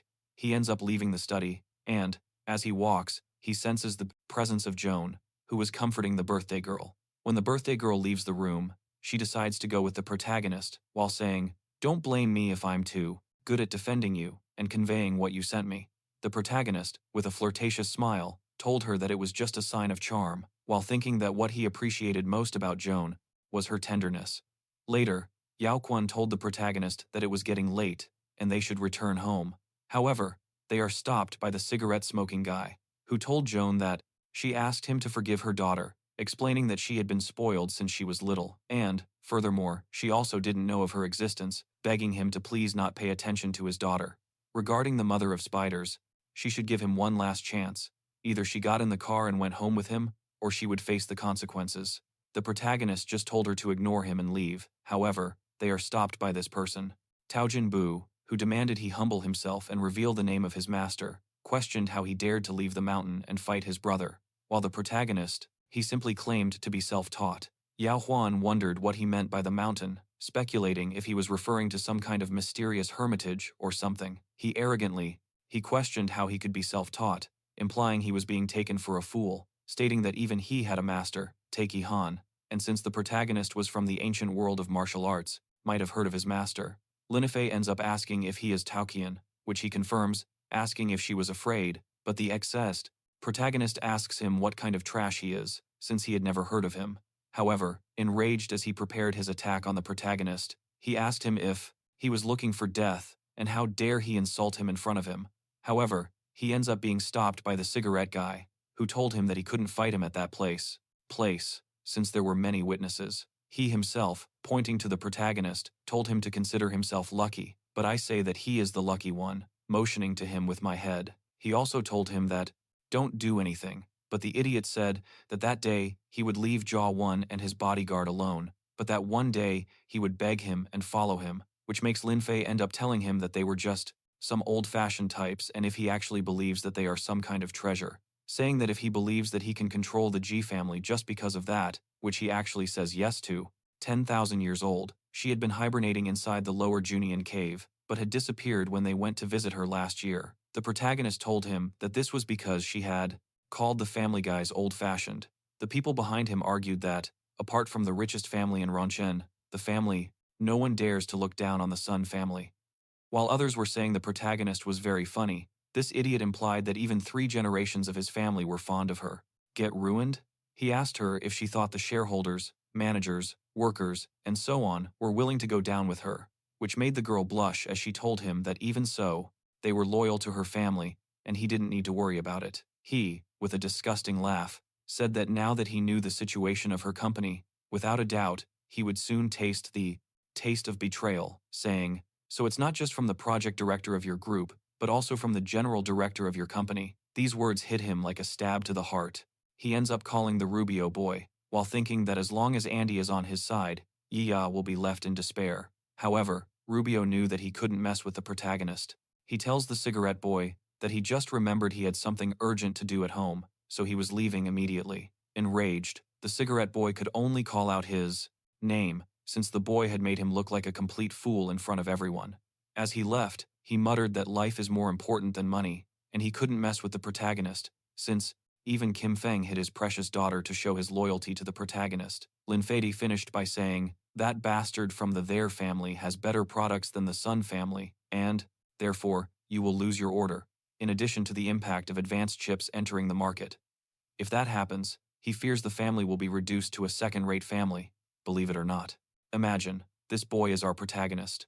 The girl asks the protagonist who he is, but without answering, he approaches her with incredible speed, which makes her fallen into the hands of the Bai family.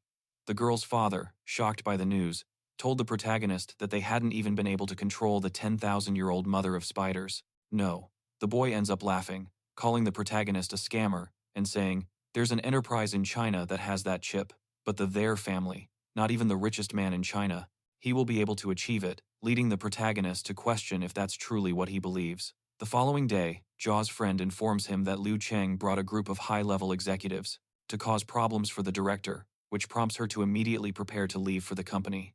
We then see Ji Jinwei at the company, telling all of his staff to remain silent when suddenly the infamous man and his company make their presence known. This person ends up telling the protagonist that the meeting was for the company's senior management, and there was nothing exciting for a bodyguard.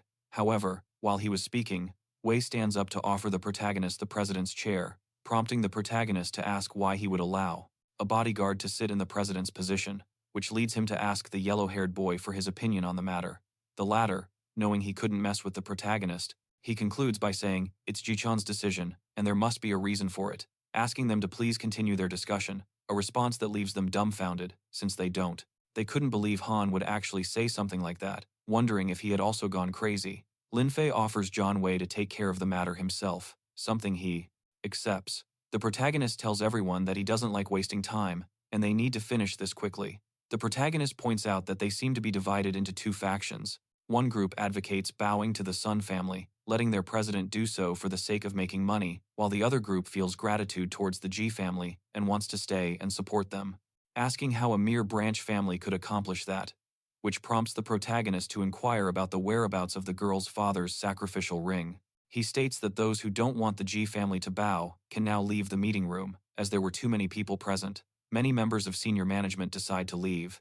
The protagonist looked at the boy to see if he would also decide to leave, but this prompts him to swear that the Han family, referring to his own, will cooperate with their family in both honor and disgrace, and that even if he is worried about the future of the Ji group, he will not allow anyone to force their family to succumb. These words leave everyone speechless, confirming that this is still the insidious and cunning Anne, who they couldn't afford to cross. Thus, bowing to everyone, he asks the shareholders who had a good relationship with his father, Flora, to leave the meeting room with him, effectively saying that he believes in the Anne family, trusts their family, and Mr. Lin Fei. This man gets up from his chair to say that he will take that door with the Anne family. He declared that the others were just a group of fools, and once the protagonist has control over the G group, they won't even be able to afford. The food situation is taken as an offense by the protagonist, who tells those who want to leave that they can go to the finance department to collect their money and leave the company. These words, both the father and daughter are left impressed, as the protagonist plans to fire 2/3 of the company's management, leading the girl to wonder how the company would operate if that were to happen. These two were angry with what Lin Feng said, doubting that the protagonist could manage the company, which causes the director of finance to approach him and ask if he knows how much money is needed to fire so many people from the company, as it would cost around 200 million, which he replies that the ring was passed down to his son, Minu, but his son had recently fallen unconscious, adding that the Bailey family requested to borrow the ring, claiming he states that normally that amount might not be a large sum for Group G, but they also have to purchase a large number of high-priced jets, thus saying that he was digging his own grave. The protagonist tosses him his card, telling him that there should be $3 million on it, so there shouldn't be any problems now to send that group away. And that's how he ended up kicking everyone out, saying that they were ruining their lives for such a small profit, arguing that the world is truly vast and than to enjoy the view. Jichonwei bursts into laughter, which makes his daughter ask how he can laugh at a time like this, to which he responds by apologizing for having worried her so much and telling her that the Yao family has already agreed to give her the chips, which makes her very happy, since it means she won't have to marry that bastard son of the cigarettes. He ends up telling him that it was all thanks to Lin Fei, emphasizing that he now owes him 200 million, and after that, he will repay him for his kindness. She was surprised because it turned out that the protagonist had secretly done all those things for them.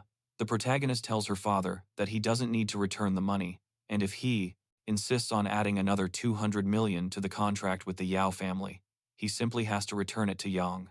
He agrees, but mentions that now that 2/3 of the management has been eliminated, in one fell swoop, he will be the one to run the company. The girl countered that there wasn't a 1-month notice period for the resignation process, so when people see the family aligned with them, she believes there will be quite a few people who will support him. He concludes by saying that he had asked Jane to organize something soon, and the news of the cooperation between they wanted it as an offering for their ancestor, but he never imagined they would use it for such a purpose, leading him to wonder why they controlled the 10,000-year-old mother. The protagonist, Yao family, and the their family will soon spread. Meanwhile, the protagonist thought his car should be arriving soon and went to check on it, and as he left, John Wei considered that it would really be great if the protagonist became his son-in-law. While they were outside, this rascal bragged to the protagonist about how incredible his car was, telling him that it was worth more than 300,000 and questioning if he could even afford something like that. He argued that since the family was about to fall, he feared that even the president's car would be sold. However, he was silenced when he saw the receptionist arrive in a luxurious car and bow before the protagonist. And if you're wondering what happened here and why the receptionist has that car, well, let's remember that in the previous video, the protagonist had bought a car and they had agreed to deliver it after a few days. The girl told the protagonist that the vehicle registration certificate, instructions, and other documents were in the car, saying that if he wanted, he could check it himself.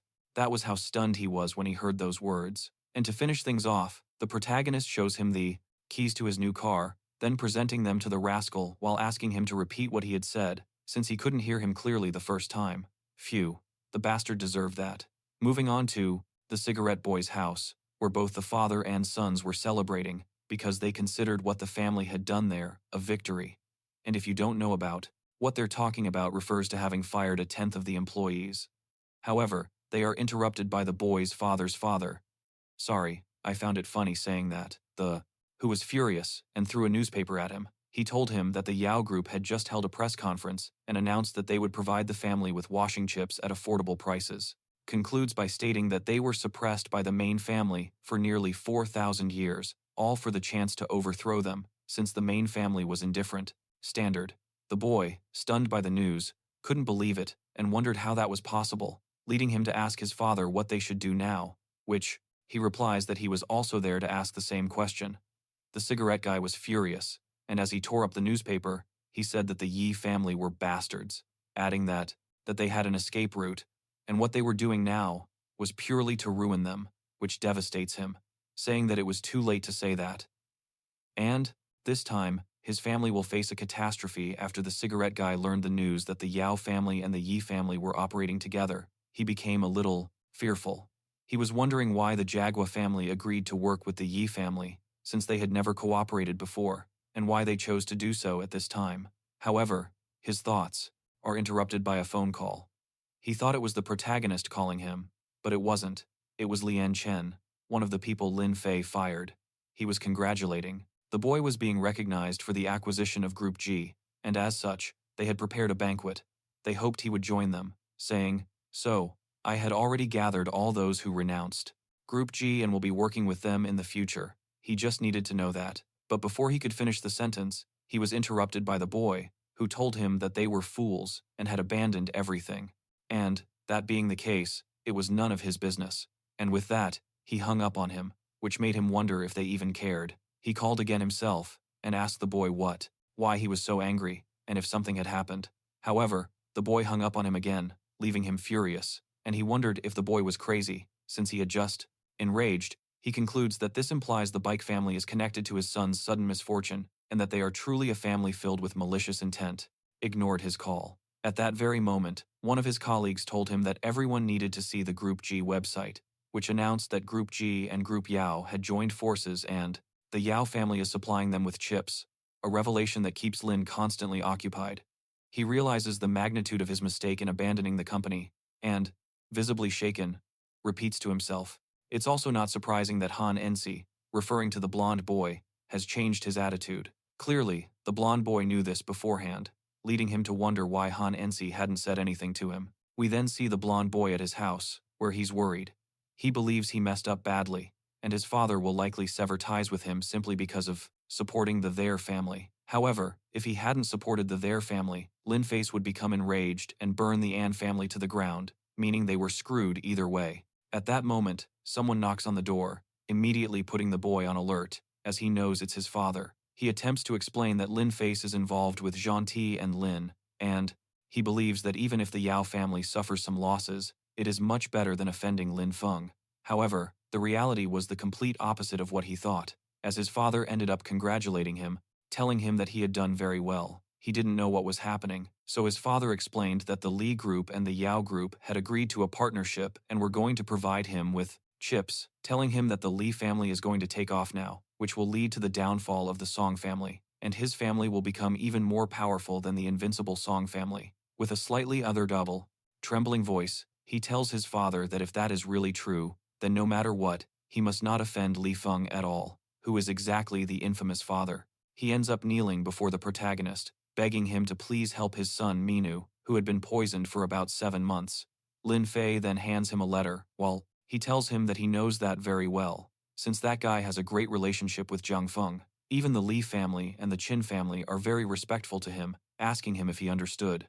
Correct. The Rubio boy tells his father that it's not just that, but he also suspects that the cooperation between the families and the Yao family is related to the protagonist. We move on to the protagonist and the girls, and one tells Lin Fei that it's time to leave, which prompts him to prepare while telling Yauwan's friend that the duel will be very interesting, so she had to try not to kill anyone on the way to the mountains. One then asked the infamous man if he was feeling unwell, since he had been distracted for quite some time. The protagonist simply tells him that he remembered an old friend. After arriving at the mountaintop, Yauwan's friend was excited to enter, and as you may have already realized, they are heading towards the great battle between Womelin and Beichan, which will take place at the top of the mountain. As she enters, she is stopped by this woman, who asks her where she is going, and if she is there for the cooperation or for the match started with him being told, "So, you can't get in without buying tickets." She, a little upset, thought to herself that it was the first time she had been asked to buy tickets to her own battle. However, upon entering the battle site, he understood why the lady was selling tickets, as there were too many people, and of course, this was going to earn her a little extra money. Among the crowd, there was someone asking everyone to please make way, and that was none other than Beichan, who told Womelin, who was surprised that he had come, to which the girl responded with, "I'm here," saying something like, "Of course I'm going to come. I'm a disciple of the great master Lin Fei." Ladies and gentlemen, this is the live broadcast of the duel between the. He said that his son had been poisoned for far too long, and that, because of this, the poison had already infiltrated his very soul, stating that any normal person would surely die. Martial arts masters here on my YouTube channel. Sorry, I just found it interesting, since the character said almost the same thing, but with the name of their channel. Let's continue. Chan decides to start the battle by attacking first, using great force to raise a section of the floor. He strikes a piece of it, causing many fragments to fly out with great speed towards Woman Link. However, she uses the same technique, raising the floor to create a kind of barrier, but that wasn't enough to stop her. Stop Beichan, who approaches with great speed to destroy the barrier. During the fight, he tells her that she's doing well and to keep going. Trying. The people watching the fight couldn't believe it. Who was this Humelin who could keep up with Vaisham? And if she's already so strong at that age, how strong is her master? Returning to the battle, he tells the girl he wanted to see how she handles this. The blow was so strong that it even destroyed part of the ring, since you can see how rocks were sent flying towards the spectators watching the battle. But don't worry, these rocks didn't hit anyone, because the teachers in the audience prevented it. One asks Lindsay if her friend is going to be okay, to which Lindsay replies not to worry, since Beichan didn't take a direct hit and he lost his opportunity. Link gets up to counterattack, but he dodges all of Link's attacks. The people watching the fight wondered if Beichan was dominating, since they couldn't see anything that was happening. Apparently, his speed was too much for the spectators to follow. However, his father ends up yelling at Beichan to finish the battle. But if he could obtain the prescription for those pills, they might have a chance at life. He was literally referring to the paper he was handing over, since that, now, and to do it quickly. Which makes another character ask if he taught that technique to his son.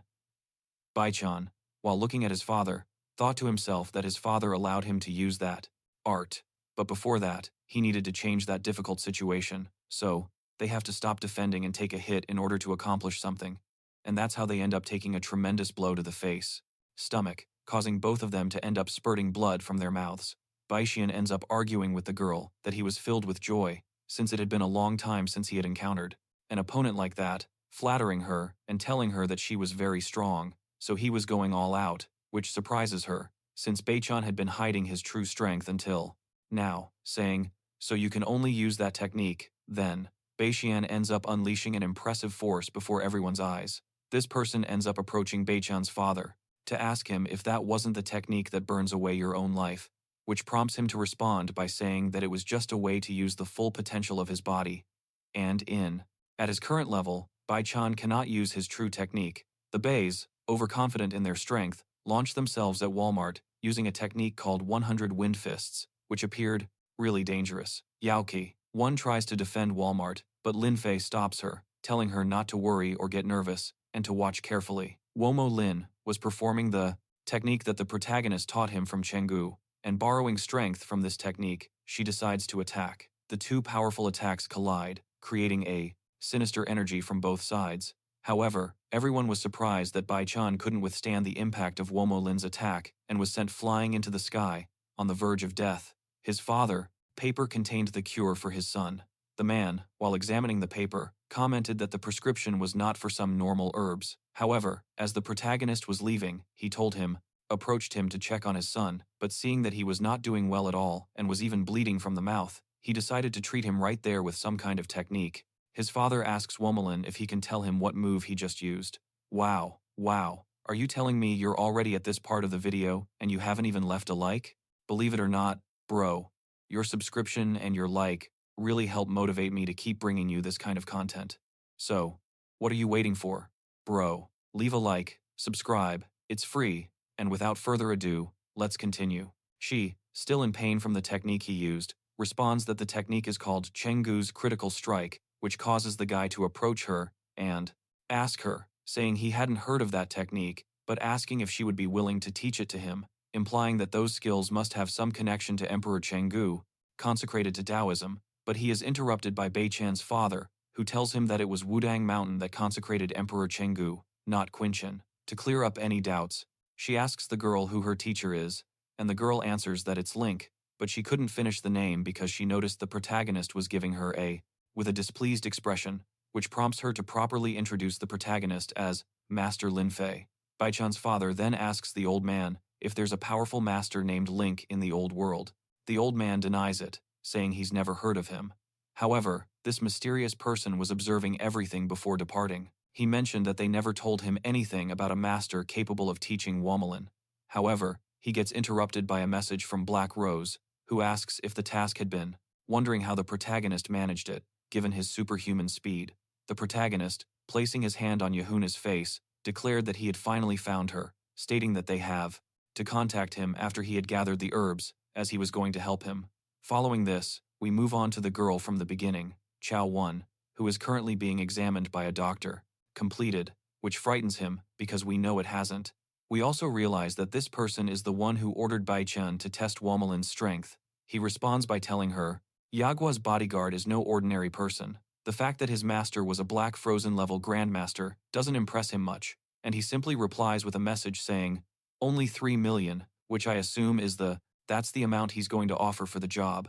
This guy, with an ambitious look on his face, says that since she was willing to add even a little more money, which is completely impossible, or so he thinks, that as long as they can invite another Grandmaster, he could easily kill Yauwan. He says that since the Song family, referring to the Cigarette Boys family, harbors a great hatred for the Li family, he will use that to get closer to his teacher, Talking Chen, who is a Black Rose Grandmaster. He asks if Talking agreed to help him, to which Talking responds by saying that if someone kills Song's grandfather using the same technique and then blames Womelin, can his master really sit back and ignore it? Back at Yagua's house, Lindsay was arguing that it must be that Dark's assassins, at least, had some brains, because Womelin, Yaogum's bodyguard, was seriously injured, and they found themselves in serious trouble, yet he still takes no action, saying, so it seems the killers aren't complete idiots. At that moment, he receives a call from Yao Chichen, who tells him that he has returned to his country and can go to Rancha tomorrow. The protagonist agrees, but now he just needs to finalize the other details with Yao Huan, which results in the protagonist passing his phone to Yao Huan. While Yao Huan tells him that it was Yao Chichen calling to discuss the association, he decides to go to the balcony, leaving Yao Huan warning, which stated that her poison had been completely cured, and it seemed her pills were responsible. Meanwhile, Yauwan was expressing his gratitude to the doctor, the friend, talking on the phone. After several minutes, Yauwan approaches him, thanking him while simultaneously returning his phone. To clear up any doubt, he asks the protagonist wondered why he was being so kind to her, but he didn't answer immediately, captivated by her beauty. When he finally collected himself, he simply told her that it was already so. He pondered this, recalling their relationship over thousands of years. How could he possibly give that up? The girl shyly asked the protagonist if they were perhaps just getting acquainted. To this, he responded by telling her that, in reality, they had been together for 2,000 years in his previous life, and if she wanted, he could show her his memories, which she ultimately refused, saying that she was just Yauwan, and an ordinary woman couldn't live as she did, wondering if, in this case, she should become Empress Yauwan. However, the protagonist was only smiling insincerely, because with her words, she was clearly trying to friendzone him. He tells Infiltration not to try to live in the past, since no matter how similar she is, the protagonist flirtatiously tells her that it doesn't matter, as he could fall in love with her again, which leaves her quite affected. Blushing, the girl heads out the next night with both Yauwan and Lin Fei to see Yao Qichen.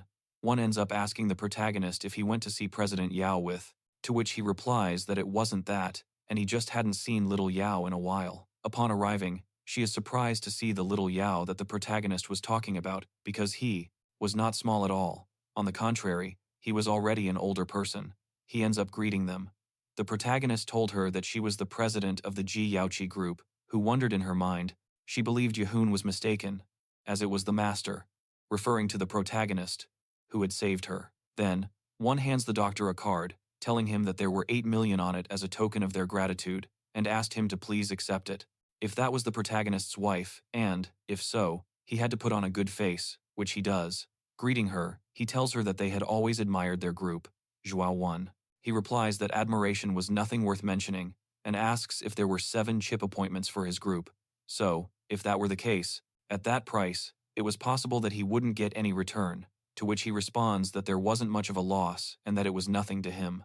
The protagonist then joins the conversation and asks, regarding the bracelet given by the Emperor, he responds by saying that the bracelet given by the Emperor had recovered the Emperor's old possession for the Yao family, and helped save the family from destruction and looting. He ends up changing the conversation to tell the protagonist that his granddaughter is now 26 years old, saying, "So, your granddaughter." She said that she still remembers the time he took her to heaven, even after 20 years, and that as a child, she said that when she grew up, she wanted to marry the protagonist. Even now, she continues to talk about. The protagonist said that he had simply allowed her to remain too immature, and that he just needed to find someone suitable for her to marry, or so he believed. He added that there wouldn't have been any issue if she hadn't met him, wondering aloud where she could ever find someone like him. The protagonist, tapping his finger on his forehead, told him that it was for the best. They are allowed to talk a bit in private, and that's how they end up entering into a certain technique, but not just any technique, but the 7-star lamp of life technique, which leaves him impressed, since he was currently under that technique, and that is how the protagonist ends up giving him one of these lamps, while telling him that when Suga's life, there was 8 million on it, which he offered as gratitude, asking him to please keep it. The fake doctor accepts the card, all the while thinking that his pills had no effect. King was on the verge of being exhausted. He had wanted to continue his life using that method. However, it was a pity that he couldn't, since that level could only be reached in 3 years with that method. He himself, with tears in his eyes and showing reverence to the protagonist, told him that he didn't believe he was worthy, since he only did what he could, asking how he could possibly receive such a blessing from the Lord. However, Lin Fei didn't agree, explaining that he had helped Yang's family during a crisis and even fulfilled all the requests Yang had made of him, telling him that he simply had to accept his grace and, furthermore, had to remember one important thing, that the main lamp must not be extinguished for 7 days, or else everything would fail. As he was expressing his gratitude to the protagonist, Lin Fei told him that there was something important he needed him to investigate, explaining that Yang was only 9 years old at the time, to which Yaoxian responds that he will do his best, even if it means dying. He also tells the protagonist something very important, that if someone knew about Empress Yauwan's reincarnation, that means one of her disciples must have been behind it all, telling him that the only clue that what he knew about him was that this man was chosen by the witch's cure. The protagonist, angry, knew perfectly well that it was one of Womaline's grandfather's curses, Yes, Jaw's friend. Now we move on to the beauty of the family. It's exactly 3 a.m. We can see someone blowing up a wall to enter the villa, and yes, this was the one who sent Bei Chan to test Womalin's strength. This bastard, this abuser, this ignoramus, forgot that razors exist. Just look at that picture. I'm saying you could even braid the hair under his arm, on the 1,000 spider venom, but he mistook the actual cure for his own doing, saying, "So I was lucky to get this fortune." Yehoon's friend whispers to her that it wasn't the old man's pills. We continue. This guy, in his thoughts, said that today he had sprayed the same perfume that Womalin uses, and even practiced her tricks thousands of times, thinking it should be a good time to start. And, looking at the old man, Sun told him that he could only blame his own bad luck for what was about to happen. The old man noticed someone was there and asked who it was, but he received no answer, and he then delivered a tremendous punch to the old man's stomach, causing him to vomit blood from the force of the impact. At that moment, the two others showed concern for their grandfather and asked what had happened.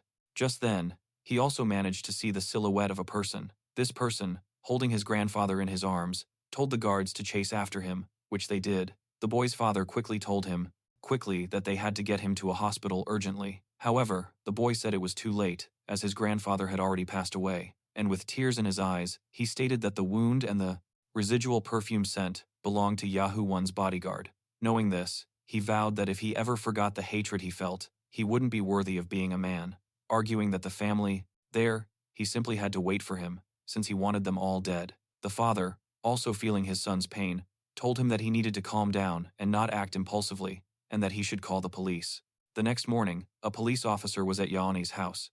Using a loudspeaker, he announced to everyone that he believed a suspect was hiding inside that building, and, therefore, they needed to evacuate. Yauwan wondered what all the commotion was about. However, she was stunned to see police patrol cars surrounding her home. Approaching her, the officer says that he believes the suspect might try to escape out of fear of being caught, and that they shouldn't waste any more time, something he agreed with. That cured her, but, before she could finish the sentence, it seemed the old man overheard her, and releasing his aura, asked if she was suspecting him. Thus, he gives the order to ram the door with his police car. They follow the order and proceed to break down the door, which they successfully do. However, at that very moment, the protagonist opened the door, leading the policeman to believe that the iron door would definitely kill him, and he might be eating prison food from then on. However, Womalin steps forward to stop the door, resolving the situation with a single blow, which makes him wonder if Lin is even human. He ends up telling her to stand back, as it wasn't necessary. The cigarette-smoking guy then tells the officer if he saw that, because it was exactly the same way she murdered his grandfather. The officer orders everyone to subdue her and prevent her escape, even telling them to be ready to shoot. Yehoon steps forward defensively, saying there was a misunderstanding, but the officer tells him there is no misunderstanding, as her bodyguard is their prime suspect in a murder case, and according to their laws, they must detain her and await further investigation and evidence collection. However, the cigarette boy also told her not to pretend she didn't know anything, since she had ordered it done, which leaves her shocked upon hearing that news. Meanwhile, the protagonist sarcastically asked if his grandfather was dead, which further enraged him, who then asked what he meant by saying he was dead, since he had been killed. However, his father ends up telling him to calm down and asking if he wanted to hit someone in front of the police. The officer explains to Yauwan that Sunla Antiam was murdered last night, and the assassin killed him with a single punch. According to the victim's relatives, the Antiam family had motives against him. The medical skills of a miraculous doctor, the very existence of which implies he wasn't expecting anything, answering that he had no appointment.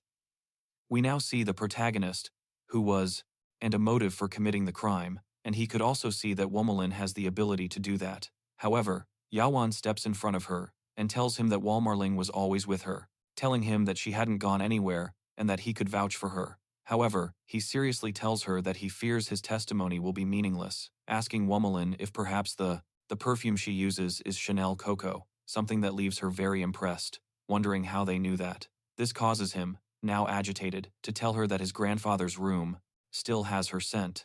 The protagonist asks if he's stupid, since she isn't the only one who uses that product. However, the protagonist thought that someone was deliberately intensifying the conflict between the Ali and Sun families, and that they clearly wanted them to fight to the death, saying, "So, Most likely all of this is the work of the Dark Knight people. The guy with the cigarette claims that they had solid evidence and yet still wanted to help her deny it, demanding that she tell him the truth, and asking if he was also an accomplice. She ends up telling Juan to leave her alone, go with them for now, explaining that they are with law enforcement, and, furthermore, they know Womalin is innocent and believe the police will return her and prove her innocence. The two of them, blushing, said they didn't know why, but when Lindsay says something, they always feel a great sense of security, and that's how they end up handcuffing. The protagonist tells the girl from behind to go with them for now and not to worry, because with him there, no one will falsely accuse her. The girl, with a beautiful smile, ends up accepting after.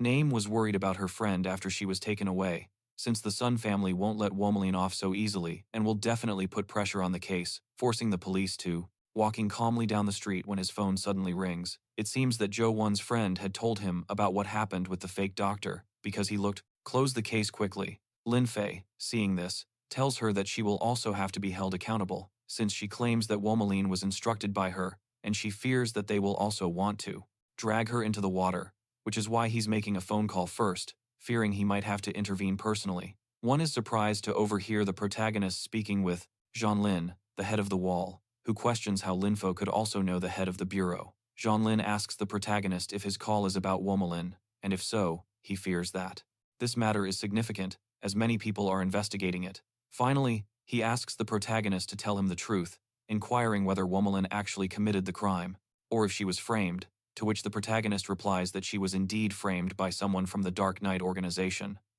Upon hearing that it involved the Dark Knight organization, he suspects it could be the Dream Demon, mentioning a woman named Etia who was disemboweled and frozen in ice, hugging his chest as he slept. At first glance, it seemed like a perfect art, a technique to copy someone in his own way, and Tianlin tells Lin Fei that he was going to give the order to investigate his background and delay the deadline to finish the case, but if they cannot find the real murderer within half a month, he fears that they will close the case. The protagonist tells him that he understands perfectly and that half a month was more than enough time, and Jen Tianlin only had to collect all the surveillance footage near the Sun family, and even if traces are hidden, there was nothing to worry about. However, he thinks that searching through that enormous amount of information, especially when the murderer deliberately hides their trail, it will be quite difficult to obtain any. Agitated. He was a little worked up, saying that no one can defraud his wife, and therefore, he would make the culprit pay. He was also thinking that if the miraculous Dr. Wunmin had congratulated his wife, he might. Useful information in 15 days, but still, he tells the protagonist that he understands and will do it as soon as possible. This was while he thought that the protagonist would never make useless decisions and only had they cooperate with all their might, referring to a person called the director. He says that this time, he has the infamous one to help them, and that he can definitely bring that demon before justice, thus recalling that horrible scene where the director lost his granddaughter in a very gruesome way. We then move to the house of the cigarette-smoking guy, who was furious, as he was informed that Jean Limpus had closed the case, stating that he would conduct a serious investigation himself. He asked his father if they were going crazy, since it was clear that Womanling was the culprit, saying that if she weren't in custody, he would definitely have cut off her head and used it as a chamber pot. His father tells him to hire his brother, Tao Yanggu, since the blood debt must be paid with blood, arguing that if Womanling falls, no member of that family will be able to stop him, and therefore everyone, they will have to die. Let's move on to Lin Fei. 1. The protagonist asks the girl if she wants to play chess with him, to which she responds that she isn't very good at it. However, at that moment, she notices a car approaching at full speed towards her location, and in that car is the cigarette boy, who intends to run her over. Yauwan, and that's how he ends up hitting them. He himself thought that they were both already dead, saying, so they deserved it, since they didn't even forgive someone as old as their grandfather. And for that reason, this braided hair man, whom we've seen before, tells the boy to wait for him in the car, since he wants to kill the whole family there, without have received some money. However, the fake doctor dared to lie about the truth, thus arguing that the doctor will have to die. We move to this mansion, where they end up saying, however, what they didn't expect was that both the protagonist and the girl were alive and kicking. Lindsay, who was extremely angry, with just 2 words, makes him levitate towards him, unable to control his body. The cigarette-smoking guy didn't understand what was happening because his body was moving on its own, making him wonder if Lin Fei was truly human. The protagonist, He proceeds to grab him by the neck before delivering a tremendous blow, slamming him against the floor with such force that it breaks upon impact. This impact leaves the boy completely unconscious. The braided hair guy ends up hitting the car door, directing it towards the protagonist. However, the protagonist had some kind of shield that allowed him to stop the attack. The guy with the braids tells our protagonist to let go of him, and that if he didn't, he wouldn't spare his life. This causes the protagonist to kick the cigarette-smoking guy, and he asks him who he thinks he is, to dare speak to him like that. He responds with a powerful attack called Fire Fist, and it's clear that this attack was intended to finish off. The protagonist, Lin Fei, however, sent him flying with a single punch. The braided hair boy could only ask if he was a master of martial arts, to which the protagonist replies that those guru martial masters are nothing more than an ant kingdom, a response that leaves them disgusted, since even the Pata martial masters are being called ants by the protagonist. He even tells him to his face that what he was doing was pathetic, since they don't even know they're being used, and for that reason, they should apologize before it's too late, or they won't be able to leave if the protagonist changes his mind. The braided hair boy then stands up and, past 3,000 years, and simultaneously vowed that he would not allow anyone to harm her again. The girl, noticing that the protagonist was touching her friend, that the cancer cells have already spread to the bone marrow, and that it will be difficult for even an immortal to save him. The person who was speaking was this man, who said that tells the protagonist that he was very sorry, and that they were just confused, but don't believe him, since it was all a trap to catch the protagonist off guard, and that's how. Throwing needles at the protagonist, the needles striking his body. The protagonist, laughing, told him he was incredibly naive, considering he had been hit by 3 of his poisonous needles, and he was definitely going to die, so all that was left for him to do was watch. Meanwhile, the protagonist told the boy with the braids that the meridian acupuncture using medicinal oil was something only he could do. Surprised, he wondered how the protagonist knew the name of his technique, and if so, how he could be so calm, saying, His teacher's father took 7 to 49 days to make those poison needles. Even a martial arts guru would die, and therefore, the protagonist is surely going to die. The cigarette-smoking boy stands up to tell the boy with the braid that he wanted to strangle the protagonist with his bare hands, which prompts the braided boy to tell him that there was no problem since Lin Fei couldn't move and he could do whatever he wanted. He wants to, but the bastard, not satisfied with that, says he has something even more interesting in mind, tossing him the key. One tells him that he was going to do some fun things right in front of him. The protagonist, however, breaks one of the cigarette-smoking guy's arms. Lin Fei approaches him and tells him that since he likes to play games, then he'll teach him something new. Funny, and with a simple kick aimed at the protagonist, but meant for us, he ends up breaking one of his legs, causing him to writhe in pain. The braided hair boy, who was watching, exclaimed that it was impossible, since he had clearly struck him with his Baidu needle, meaning he shouldn't be able to move.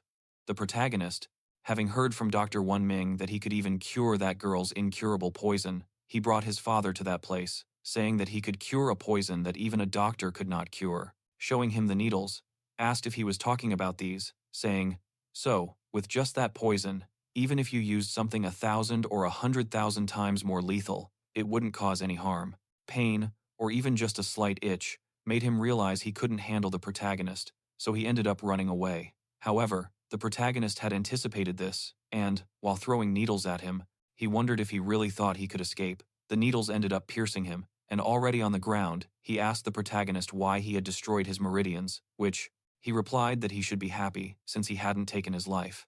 Lind then approached the cigarette boy, which scared him quite a bit, and he told him not to come any closer and to please go away. However, the protagonist, who was truly furious, told him that at first he had thought he was being used by others, and for that reason he felt pity for him and kept him alive, but now it seemed the deity wanted nothing less than his death.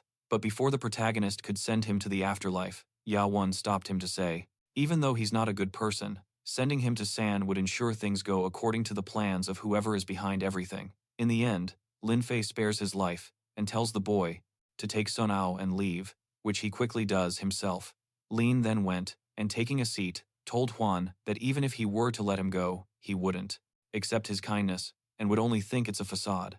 However, she tells him that Sun Lantian and his grandfather were very good friends for decades. However, look at them now. Remember, everyone, that Sun Les is the man who just died, the grandfather of the cigarette boy, and she wonders if she was being too soft. Whose world-class doctors find it impossible, and why can't he find a way to cure his father's illness? This man was literally complaining to Dr. One about not curing him. Words caused the protagonist to respond that they were just ants and their life and death have no meaning, telling her that kindness is a good thing, but some ants don't. They deserve his kindness, and they'll only return to beg for his death. He realizes that the girl let Song go specifically to teach him a lesson, thinking that if it weren't for being too kind, he wouldn't have fallen 3,000 years ago. The girl interrupts his thoughts to ask a question. If he wasn't poisoned before, then why did he pretend to be poisoned? He responds that it was more fun and interesting to do it that way, which leads her to say that the protagonist is truly a devil. However, he replies that even if he lived for 200 million years, he would still find the world too boring. We now go to the cigarette boy's mansion, where his father sees his son entering in such a bad state and asks how he got into such trouble, also inquiring if Womalin has been arrested. He literally thought it was Womalin, who beat up her son, was told by him that it wasn't the girl, but Lin Fei's bastard, who was even stronger than her, who was responsible. The boy with the braid was extremely angry because the protagonist dared to destroy his meridian. Therefore, he will destroy the protagonist at any cost, saying that, as this one had offended his medicine sect, he must die, and therefore, he would call his master to ask for that favor. We now see the protagonist, who, he was reading a news article which stated that Taoqian's master will go to Ranchin City and demanded that the infamous one give up his cultivation base and offer a humble apology within a breast, his father's illness. Someone in the audience ends up saying that, of course, he couldn't, for the simple reason that he didn't cure the poison of 1,000 spiders, and that person was neither. Within 3 days, and furthermore, Master Taoqian ordered the eldest daughter of the Ahli family to go to the police station to plead guilty. Otherwise, he would eliminate the Ahli family. At that same moment, Yauwan arrives and, upon reading the news, comments that Taoqian is too arrogant and ignores the law, prompting the protagonist to say that the law can be enforced because those in charge of enforcing it have the strength to do so. However, Taoqian is in the heavenly realm and has protection here, and ordinary weapons cannot harm him. She asks Juan if she believes that someone like that would be afraid of the law, which leads the girl to ask if he has any solution. However, he answers no, leaving her disconcerted. Lin Fei tells the girl that there is no need to think of a way to deal with a nobody, because if Taoqian dares to go against him, he will definitely crush him. Those very words spoken by the protagonist became the news headline. The cigarette-smoking boy, upon seeing this, said that the protagonist was far too arrogant, and here we meet the master who was being discussed in the news. This was the boy during whose appearance the interface had become so chaotic. Martial world of Ranchin City, and even dares to call himself a grandmaster. He ends up telling the cigarette-smoking boy to inform everyone that he was going to regulate the ancient martial world in Ran City and will hold a competition in Duyang City in 2 days, instructing him to ensure that all ancient martial clans are invited, and if they dare to refuse to attend, he will personally visit them, which prompts the boy to ask if he truly means all the ancient martial clans, including no less than the protagonist. However, Ji Jianwei ends up telling some of his men to beat up the protagonist, since he was offending Dr. Wan Ming. These, the Va family, which has 2 great masters, and the Ye clan, who cultivates Taoism on Kimchen Mountain. He responds that there are only 3 great masters, asking him what they can use his connection to medicine against him by telling on him. So, he only had to remember that the Kim family, the Bei family, and the Li family must insist on submitting to his sect. Who did he think he was to achieve what he has in the martial world? Something the cigarette-smoking boy agrees with. The news that Taoqian invited Lindsay spread quickly around the city.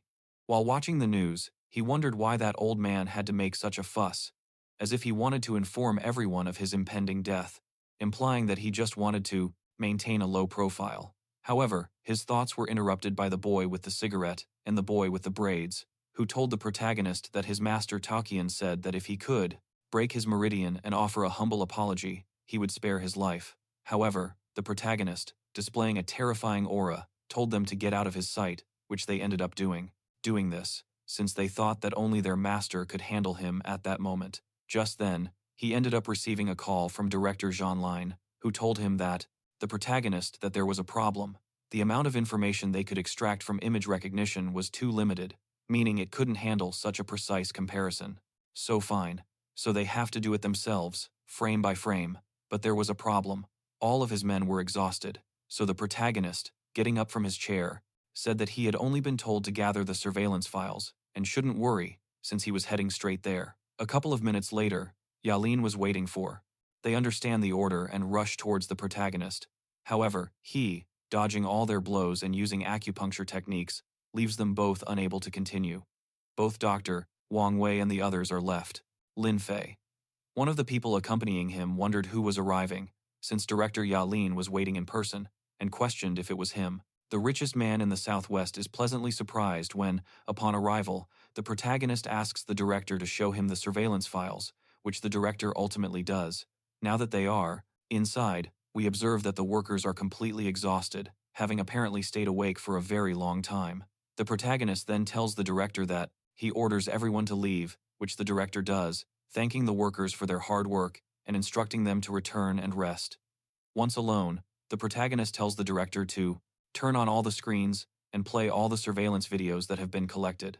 The protagonist is impressed, as there are 16 screens in total, and the director asks the protagonist if he can watch them all simultaneously. The protagonist replies that it's not a problem and to play them at 36 times the speed. After doing so, the protagonist proceeds to make a ride, kind of technique that is very efficient. Within seconds, he tells the director to pause the 7th video, prompting the director to ask if there was a problem with that video. The protagonist tells him to zoom in on the video, and while he's doing that, he tells the director that he had seen that person 3 times. The second time, he saw him enter the building in front of the Sun Mansion. And if he isn't mistaken, that person was observing John Landian's residence. The third time he saw him was entering the bathroom of a shopping center. The director ends up asking where he saw him for the first time, to which he replies that he met him on Kim Mountain, and, at the time, he didn't seem dangerous, so he didn't pay much attention to him.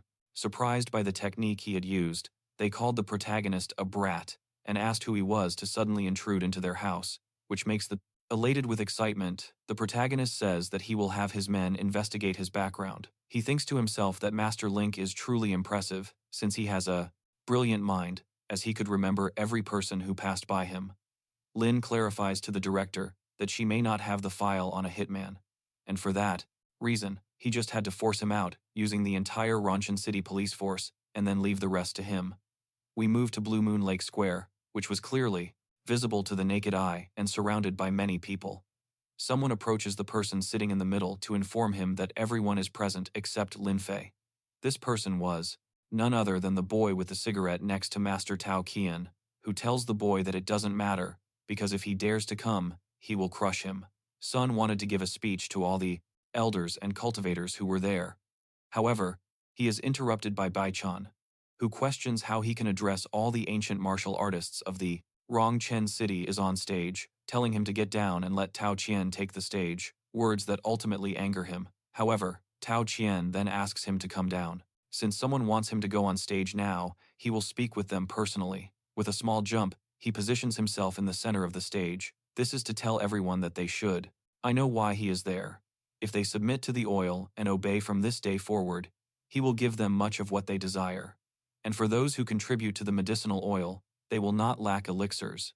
One of the people present said that, regarding the medicine sect, it is said that the descendant of the highly qualified doctor, What-To-Go, once tried to. The protagonist responds that he shouldn't accept money he doesn't deserve, telling him to stop being greedy for something he didn't work for, and saying that the brat in that joined the medicine sects to learn medical skills, remaining in the snow for 2 days and 2 nights, but he was unable to enter through the gates of the medicine sect. While another person mentioned that, thanks to the elixirs and pills from the Taojin medicine sect, Bu was able to hold his own against the strong.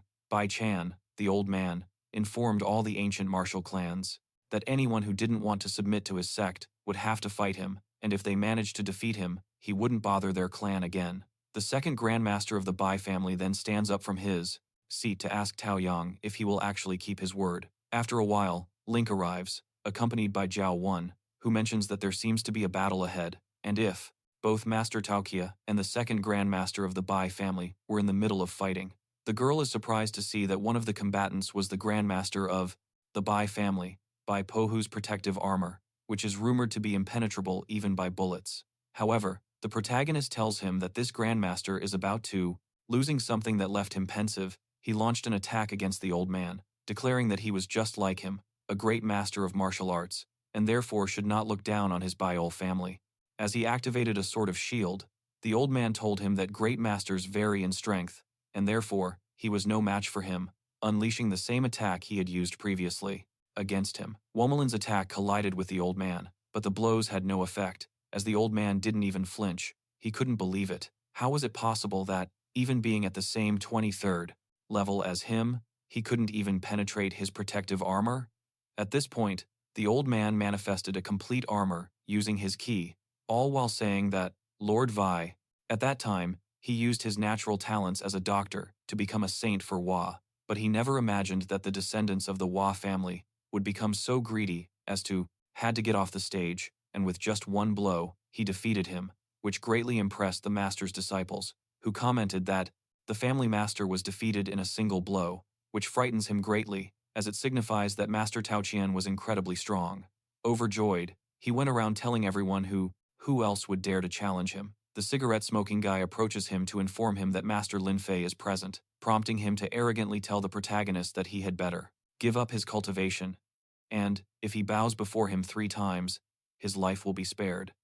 The people nearby argued that they feared Lin Fei is in a difficult situation, while another person said that the protagonist was very audacious, since he didn't flee Rongcheng City, but instead came seeking death, adding, so it's strange, since it seems the protagonist wasn't afraid of Master Tao Qian, and if that's the case, it's surely because Master Lin accompanied him. However, what he doesn't know is that Master Lin is actually Lin Fei. The protagonist ends up telling the old man that he hasn't completely mastered the 5 phases of Qi, and yet he's already wishing for death. However, the master, while, as he unsheathed his sword, he told Tao Qian that there was no need to kill a young man, and asked if he would mind fighting him instead. They were literally considering the protagonist to be a powerless loser. The old man says that he had heard that Master Ye of Kimchen Mountain is skilled with the sword, and it seems that he will have the pleasure of witnessing his skills today. And thus begins another fierce battle between Master Ye and Master Taoyang. However, Master Ye's attacks that he was launching had no effect on the old man,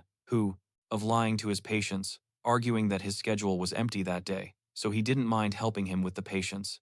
This ends up angering the doctor's grandson, who remarked that he didn't seem to live up to his reputation, and that's how he ends up using his key armor, now imbued with fire, with which he launches a powerful fire attack, thus managing to land a powerful blow that sent him flying and defeated him. He proudly proclaimed that the ancient martial world of Runchen City was too weak, all while the master, only to be stopped by the protagonist, who asked Taokia if he wanted to see him.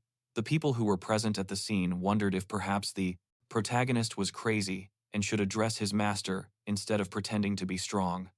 Lin Fei also told him that the old man wanted to fight Master Lin and not him, and, if he were to fight him, he would definitely kill him, unaware that, as I mentioned earlier, the protagonist is Master Lin. Bai Chan's father agreed with his son's assessment. This happened while the protagonist told him that there was still time to contact Master Lin, and he could help delay him for a while. After Bai Chan and his group tried to stop the protagonist didn't want to fight Yauwan, and knew he would be seriously injured if he did. However, the protagonist ignores this and proceeds to take his position on the stage. Lin Fei tells the old man that if he wanted to see the person who taught Yauwan the ultimate martial strike, then he was in luck, because that person was standing right in front of him. The old man thought that what the protagonist was saying was just a facade, and that he couldn't possibly be Grandmaster Lin Fei, implying that his master Lin Fei seemed to have a false reputation, since he didn't even dare to appear, and was instead sending his disciple to his death. The protagonist, with an innocent look on his face, told him that he was too weak and suggested letting him land 3 blows first, walks away, declaring that she will not let anyone lay a hand on her, and that she would rather die than allow him to disgrace Yauwan. However, with a serious expression, he argued that a mountain of spirit, protagonist that he was trying to defame his grandfather on purpose, and that, if he didn't leave right then, he would call the police. This old man ends up joining the conversation, and he, as she watched, Yauwan initially thought she was angry because the protagonist was courting death. However, she was pleasantly surprised to find that it was quite the opposite, as she was. I could see how happy he was. We went past the old man, on whom the protagonist launched an attack called Shadow Palm, while the old man was saying that the protagonist was too arrogant, telling him, so, remember to be kinder in your next life.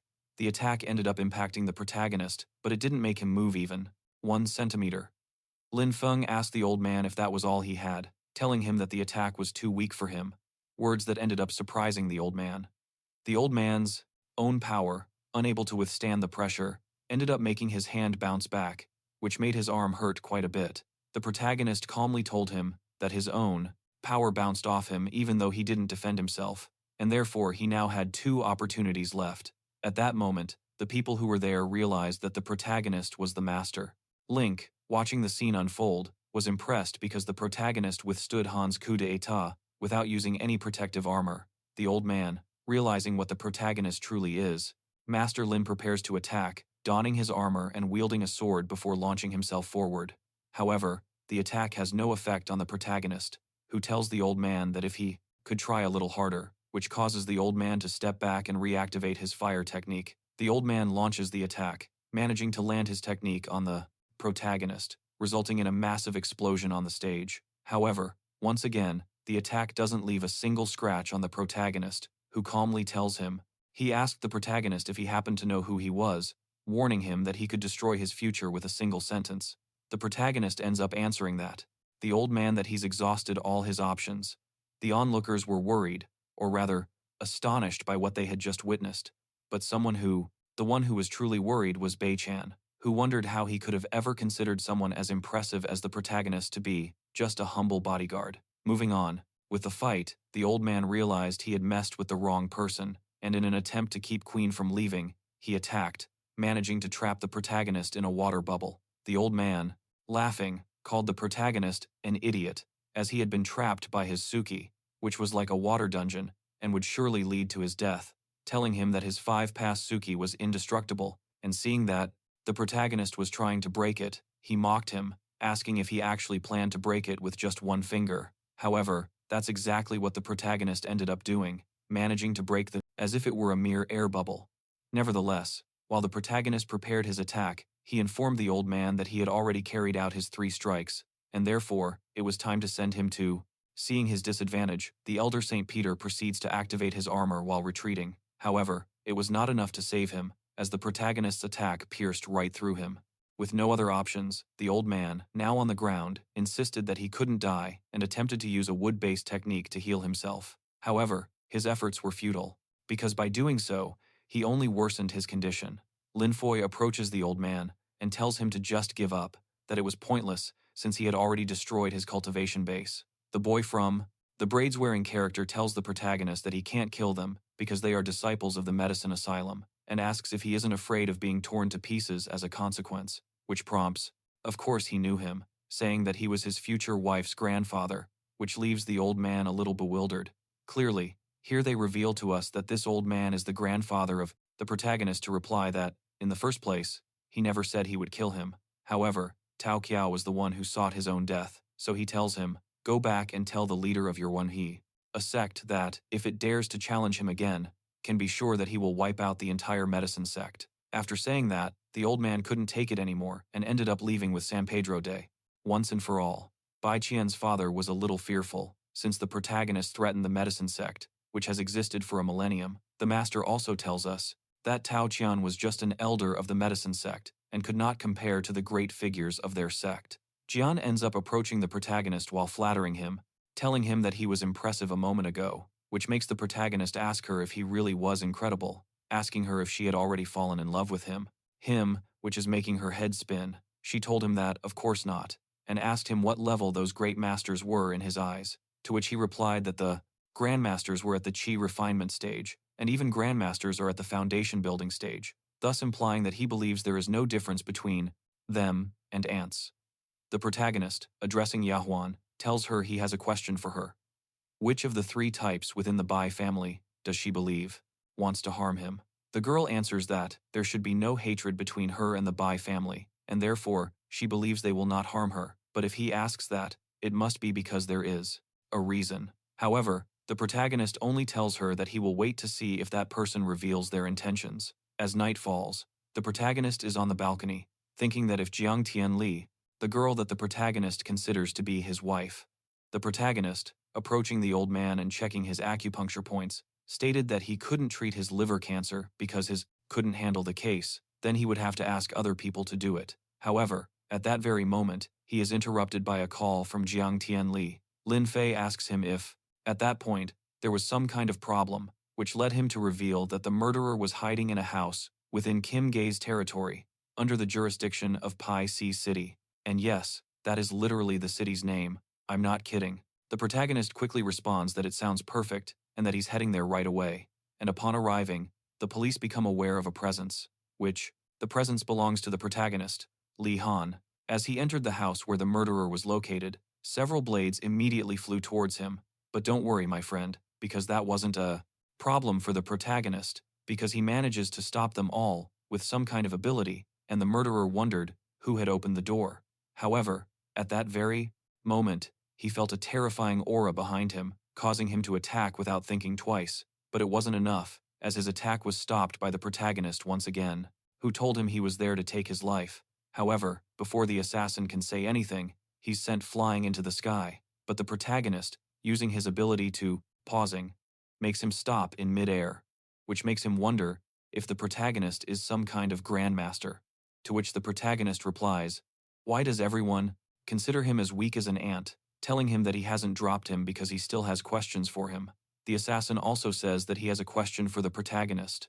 Why do people like him should have made God's list? He then asks why the protagonist doesn't travel the world instead of staying with a woman, to which the protagonist replies that he has been doing so for a long time. Medical skills were inadequate, but to him, it was just a minor ailment. The doctor's grandson ends up saying that the protagonist knew what the villager was like, and that he would like to see he was tired of the world, and that traveling the world seemed boring to him, and that, furthermore, he truly believes that grandmasters can do whatever they want, asking him why those on the list don't get into trouble, words that impressed him, implying that the protagonist was above even the list of. Lin Fei, having already answered his question, said it was now his turn to answer one of his, asking how the shadow sect behind the Dark Knight was doing, which he does, by that the assassin tells him he knows nothing about the Dark Shadow sect, and that, furthermore, he had another question. Did he know what art is? The protagonist, already tired of his antics, tells him to answer his question first, but the assassin kept saying that art is the most beautiful flowering of life at the moment of death, and yes, this bastard tries to commit suicide. And after saying those words, he proceeded to press the button, causing a large explosion to occur, something that even the police were able to observe in detail, leading one of them to suggest calling the fire department because the murderer had blown himself up. However, the director intervenes, telling them to stop, that no one should move, and that they should all look forward. And yes, the protagonist is acting as a kind of barrier to prevent him from committing suicide. The murderer couldn't believe it. How was it? To stop, that no one should move, and that they better look ahead. And yes, the protagonist is a kind of barrier, so that he does not commit suicide. The murderer couldn't believe it. How is it possible? Possible that the protagonist was still alive, since he should have died with him?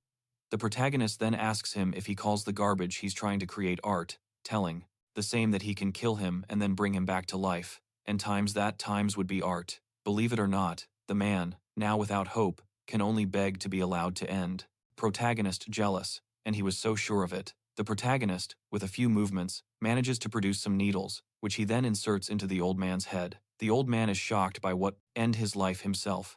Knowing this, the protagonist gets straight to the point, asking who his employer was and who sent him to do this, handing him his. The phone call revealed that he didn't know who the employee was, and that Black Rusi, or the Dark Rose as you might call her, was the one who assigned the task. Furthermore, the Dark Rose was also a slut, because she was hiding her marriage to Mandragora de Baichan, as she had a secret love. He argued that this was all he knew. With this information, the protagonist now knows that they were the ones who started the battle, or rather, incited Baichan to challenge Walmart. In addition, he tells the assassin that he will give him the opportunity to end his life, but first he had to surrender and give something to the protagonist. He said that if he wanted to go after the Dark Roses, he could only start with Baichan, and if he showed him what he was handing over, which is a USB drive, he would submit to the protagonist. Director Jean Li approached the assassin and punched him, telling him that he had finally found him and would make him pay with his life. For killing his former director's granddaughter, he confesses to all his crimes himself, admitting that he impersonated Womolin and murdered John Land. He then tells the director takes him in for questioning and to have his confession recorded, which he accepts, simply saying, "Okay." However, before being taken away, he asks the protagonist if he will keep his word. to which the protagonist replies that he can end his life after making a statement. After this incident, we move to the Dark Knight headquarters, where, it was nighttime.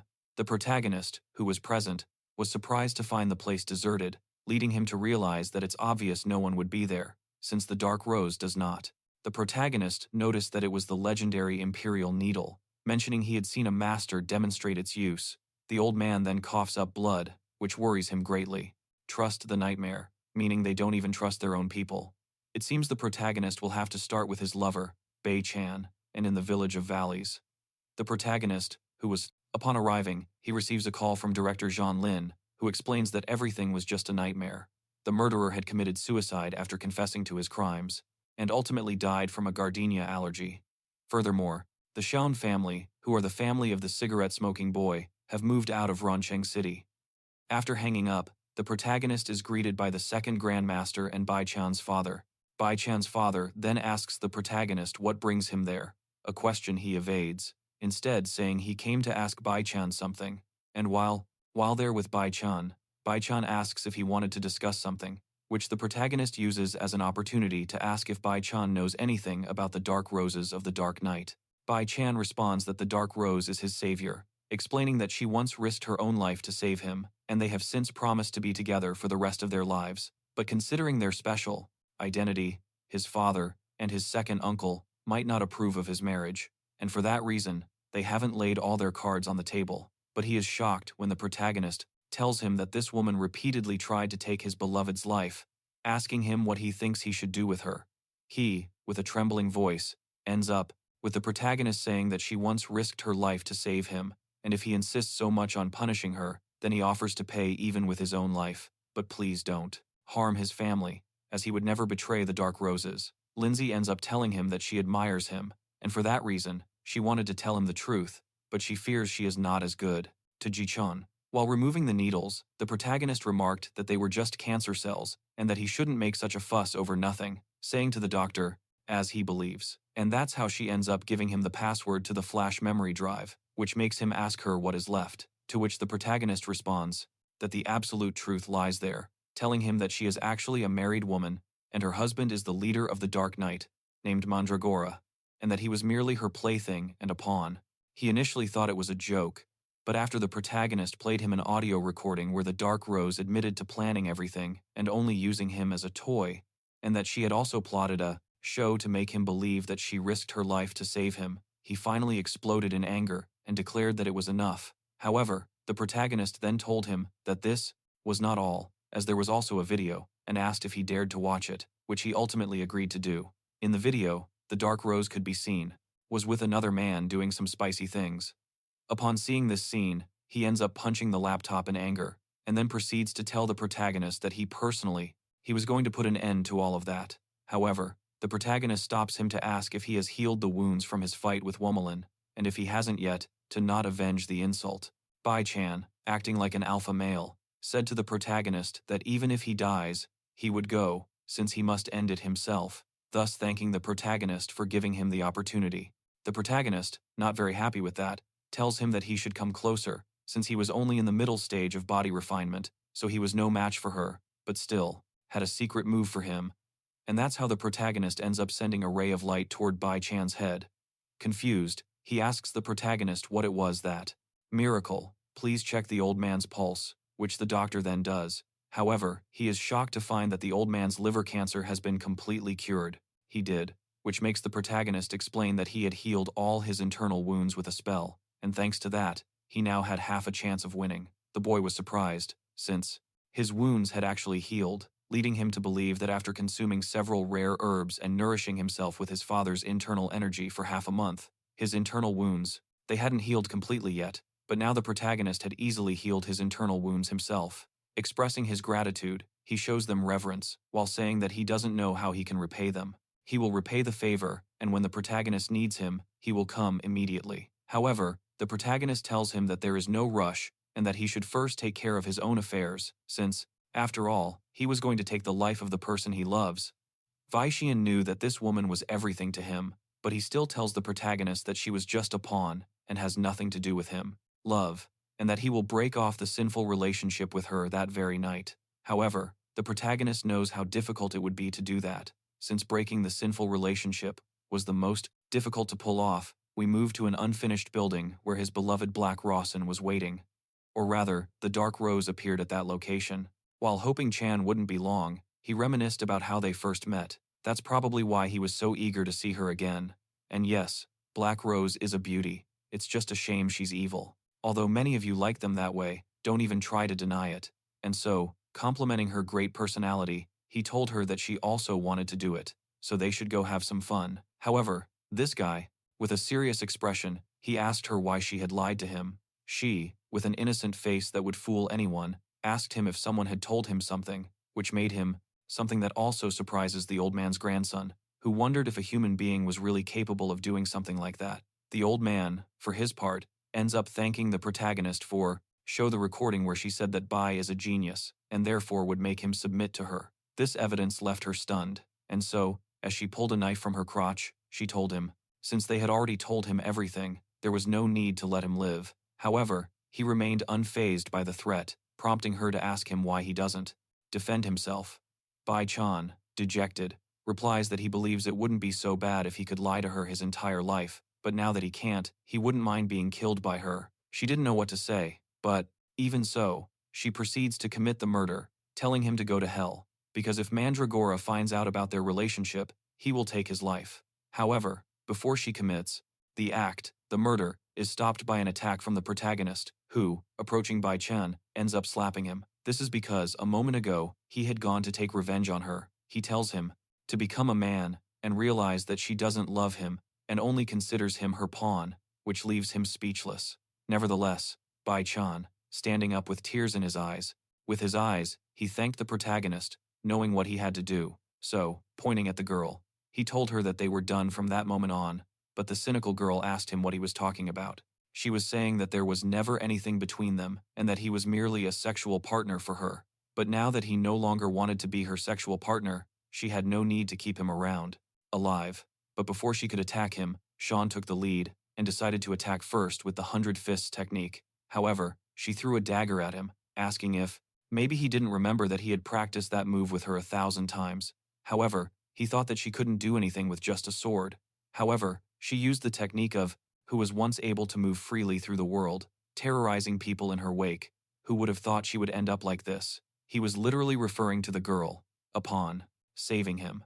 However, looking at the doctor, he said it was his turn, and that he was going to show how to cure the 1,000 spider poison, and with that, he released the poison he held in his hands.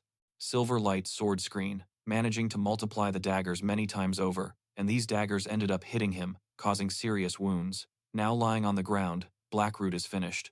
As she approached him, she asked if he knew what he did wrong, and raising the knife, she told him it was for not loving her more, asking him why that was. He was so sure that she didn't love him, because she loves Mandragora and him, saying, so, in the first place, she only wanted to take advantage of him, but ended up obsessed with his body. However, it is interrupted by the protagonist, who told her that the words she just spoke reminded him of a soap opera. However, because he opened his mouth, the girl ends up throwing her sword at him. The sword ends up impacting the protagonist. However, that attack didn't do anything to him, and hanging from the wall, he said that he would prefer to stay that way for a while, to listen to her crazy thoughts.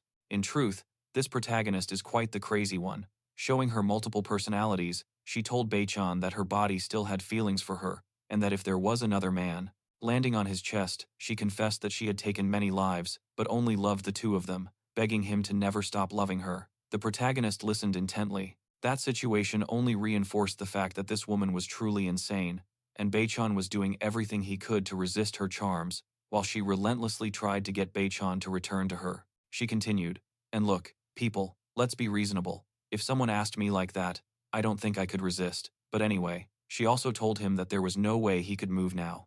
That the kiss she gave him earlier was poison, with a bacon dish specially prepared for him. And people, let me tell you, this woman is completely crazy, as she wanted to disrespect him right there in hands to this doctor's grandson.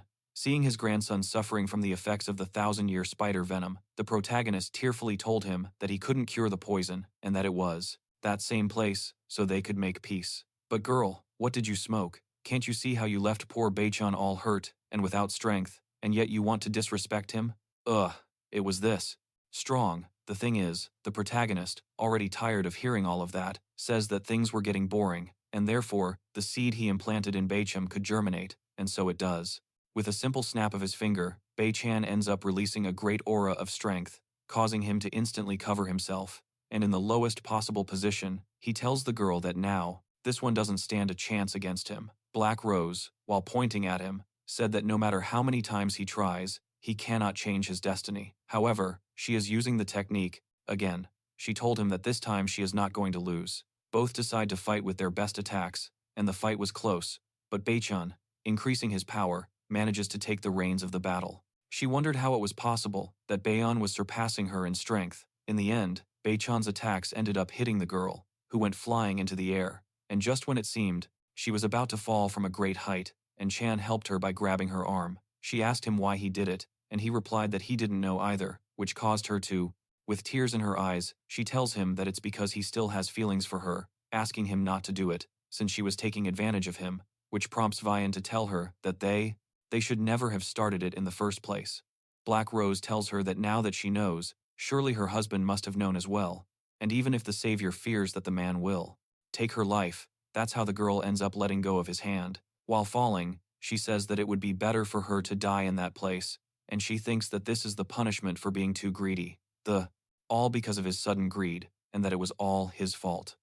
Begging the protagonist, he pleaded with him to make his grandson healthy again, confessing that he had only pretended to save the protagonist approaches him and tells her that she deserved it, asking him what he thinks of her death, which he doesn't know how to answer. But the protagonist, showing them some images, said that he knew very well what she wanted to say, but she asked him to look at the people she killed, questioning whether he believed those people deserved to die, which left him speechless. The protagonist also tells him that it is his karma, and, coincidentally, he took his life, saying that mortals like him cannot see through the circle of life, that is, for those who didn't understood, which I didn't understand very well either, karma led him to do that, or something like that. As he left, the protagonist also thought that he had ultimately failed to see through it, whether in that moment, and that is why that stupid genius, Vice, ends up bowing to the protagonist to ask him to take him as his disciple, since Vice wanted to be his disciple in order to learn to see through everything. The protagonist remembered a boy who told him the same thing and thought that the two of them were very similar, wondering if they were perhaps, he will return as famous and magnificent as he once was. Lin Fei ends up accepting him as his disciple, which makes Bei-chan very happy, while the protagonist keeps his own thoughts to himself. He hopes that Bei-chan doesn't go down the wrong path like he did. Who is he referring to? I don't know. And so, after a while, he sadly says his last goodbye to his beloved, after Bei-chan has saying goodbye to his dear love, the protagonist, and to give him a little joy and congratulate him, he proceeded to give him a gift, which was a chi-gathering elixir, which would help him to enter the post-celestial realm. He was very grateful because with that elixir, he could become a great master simply by taking it while inside the car. This girl, because of his greed, and begged him to please take the money back, since he couldn't cure the 1,000-year spider's poison. The protagonist, taking the card that was being handed to him, kept thanking the protagonist, saying that it was such an extravagant gift that he couldn't accept it. But the protagonist tells him that it's okay, and that he simply has to take it. So many of those bottles that you're trying to get rid of. At that moment, upon hearing that, his face turns into a meme, which makes him think that the protagonist was definitely trying to convince him to drink it. However, the protagonist was thinking very differently, as he mentioned that it was the cheapest elixir in the cultivation world, and he didn't understand why Bei-chan was so excited, wondering if giving him such a cheap elixir would somehow damage his reputation if others found out. His thoughts are interrupted by Bei-chan, who then asked why he hadn't interrogated Black Frozen about the equinox flower, to which he very seriously replied that he didn't want to bother with it, since now that the Dark Knight's organization wants to take Yauwan's life, he has no other choice but to destroy them all. And back at Bei-chan's house, he decided to try the elixir that the protagonist had given him. When he consumes it, he feels an incredible surge of strength, which immediately prompts him to begin cultivating. After several seconds, he finds himself gathering a massive amount of energy. In the center of his chest, the energy from which allows him to ascend to the master level, leaving him very surprised, since the helix the protagonist gave him was magical. The next morning, the protagonist was playing chess when he was interrupted by the arrival of Kim Feng, who, approaching him, said that he was there to inform him that the headquarters of the medicine faction sent a message, asking if he had heard about it. He replied that he hadn't and asked him to explain, at which point he told the protagonist that he had to practice medicine to help others, and if he misused his position without considering moral principles, how could he possibly save anyone? He then warned him that the medicine faction declared that all the sects of the ancient martial world in Ranchin City should go to them to accept their punishment, and the protagonist should go as well. They wanted him to pay for Taukia's death with his life, saying they would cut him to pieces and massacre his family. However, the protagonist was not scared, and even better, he tells them that if they want to come for him, they just have to go there, since he didn't want to bother going to them himself. Likewise, he takes the opportunity to ask if he had already found all the ingredients and herbs to cure his son, to which he replies, no. While thinking that his ingredients and herbs were very difficult to find, the protagonist tells him that it is almost impossible to find some of the spiritual herbs now, but they still had to go to the hospital to see his son, since, if he guesses correctly, he only has 24 hours to live, words that leave him stunned. At the same time, he receives a call telling him that they have to go to the hospital immediately. At that time, given that his son was in danger and hospitalized, we could see that Kim Feng's son was in very bad shape, so much so that he was able to pull many strings. Black figures surrounded them, their threads forming a black spider web. The doctor tries to touch it, which wasn't a good idea, because his fingers started corroding upon contact, meaning they were being damaged, slowly wearing away. He asks the unfortunate man what was happening and pleads with him to save his son. The man explains that it is the final stage of a variation of the venom from the mother of all spiders, and within the next 24 hours, Kimming will become a spider cocoon and food for the venom. By then, a spider, make sure this wouldn't happen again, or he wouldn't let it go so easily next time. After that, the protagonist asked the two of them to help him return the card to Yauwan, and, of human size, will emerge from the cocoon instead of his son. The protagonist tells him that they will go to the medicine sect, as it is the only place where they can find help, the herbs that his son needs. And furthermore, his son had mentioned that the medicine sect wants to reunite all the sects of the ancient martial world of Ron City, something he himself had told him. He confirms that this was indeed the case and that, moreover, it will take place within 3 days, a situation that the protagonist seriously hopes hasn't gone too badly, because if it has, he will have to destroy the last generation. We now move to the Bye-Bye family mansion. Chan was telling his father and uncle that Mr. Kim said that the protagonist was the ace of medicine. He, alone, the father of Chan, shouting at the top of his voice, was saying that the Ing was trying to save the ancestral martial world of Ron City all by himself, which prompts them to go and ask him if perhaps his master wants to appease the medicine sect with his own death, so that other sects might survive. His father argued that he was exactly like that. I was saying that Master Link, our protagonist, isn't just a great master, but also a man of integrity, and since Bai Chan is the protagonist's disciple, he wouldn't allow the protagonist to go alone, and that he would also go to the medicine palace. At that moment, he argued that since his master had given him a new life, he couldn't simply let him go alone. The father stopped him, but don't worry, it wasn't to tell him not to go, but quite the opposite. He told him that they would all go together, telling him to contact the master, since they were going to go to the medicine palace with all the companions who were willing to help Master Link. However, at that very moment, the master arrived, telling him that there was no need, telling John Wei there that next time he shouldn't call others crazy. However, John Wei didn't want to accept the card and told the protagonist to take it since he had saved his son, to contact him. And yes, folks, I don't know who that young girl is now, but remember that she is very important. He also said that the protagonist is a great man and needs their support. Thus, addressing the head of the medicine sect, he stated his belief that 5 great masters together could easily defeat a mere medicine sect, and asked, so how dare these ones challenge us? To the entire ancient martial world of Ron City, I'd like to take this opportunity to tell you that the medicine sect was built next to a mountain filled with tall, ancient buildings, and apart from, the mountain is called Mountain Y, and there's a valley next to it called Subwayne Valley. The protagonist, who was standing at the entrance of the medicine sect, thought it was being developed as a tourist attraction, assuming the price would be surprisingly expensive. However, his attention was drawn to these people, who looked to be in very bad shape, or rather, the girl looked to be in very bad shape. The protagonist, passing by them, figured they were there, seeking medical assistance, prompting him to ask them how long they had been kneeling there. The girl, He replies that they have 1 night and half a day left. And by the way, the girl's name is Cheng Yang. The protagonist ends up telling them that if they don't get up, they could die there, which the kneeling man acknowledges.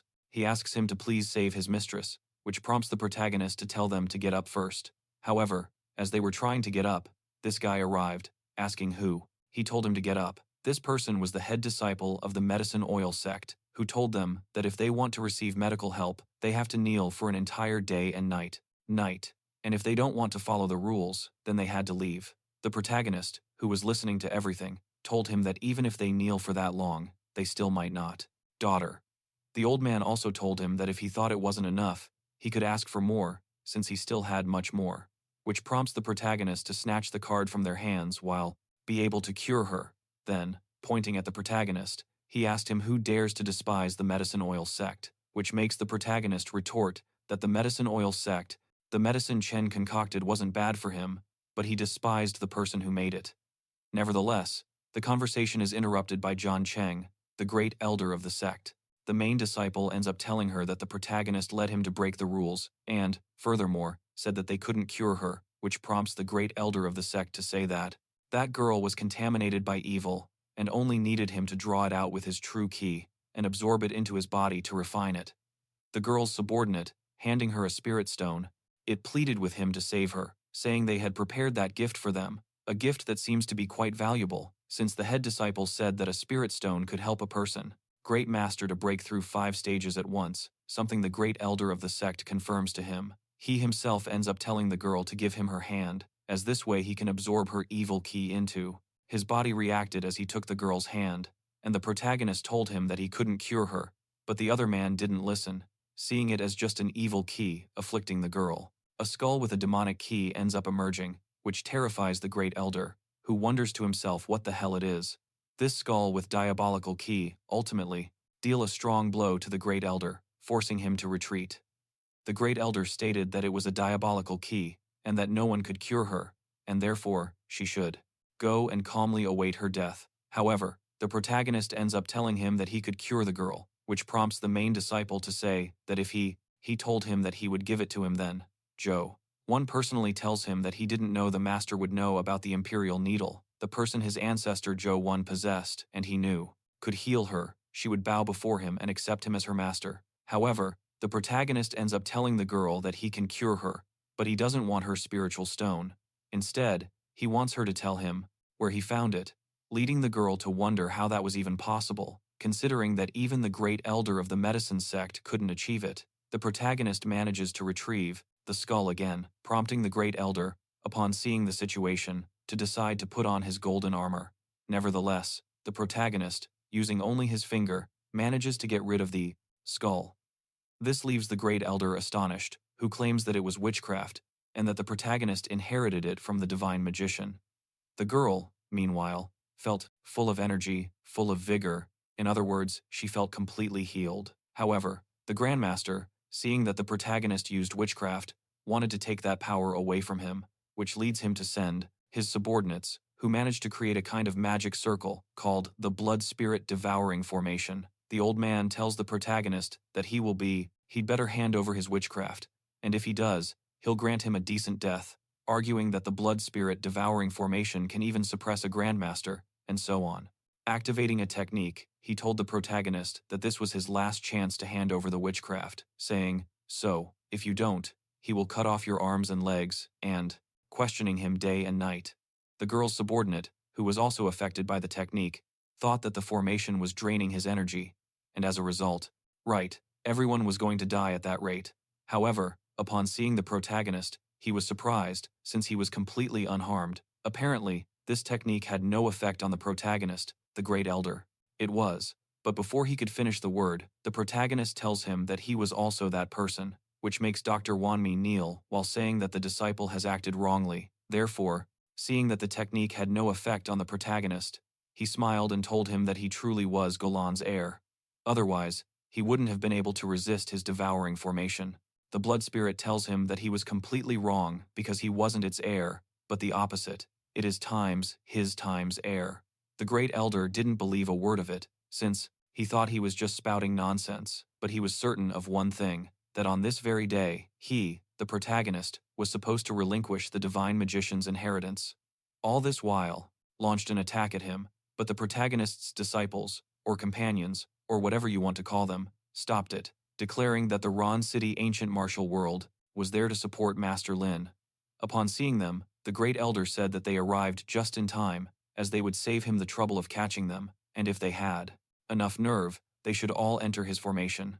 To support the protagonist, they decide to enter, prompting the girl's subordinate to tell them not to, since it was very dangerous, but his warnings went unheeded. However, upon entering the formation, they realized something was amiss, and indeed, something was definitely wrong, as their energy was being absorbed by the technique, rendering them unable to resist its effects. The protagonist, Miranda, wondered to himself if he truly believed he could remain in that place as he was. The Grand Elder, smiling smugly, mocked the city's ancient martial artists, deeming them too foolish, and declared that his technique could not only devour their energy, but also claim it as his own. Thus, by gathering all that energy, he proclaimed that he could become a grandmaster solely through its power, which prompted this other,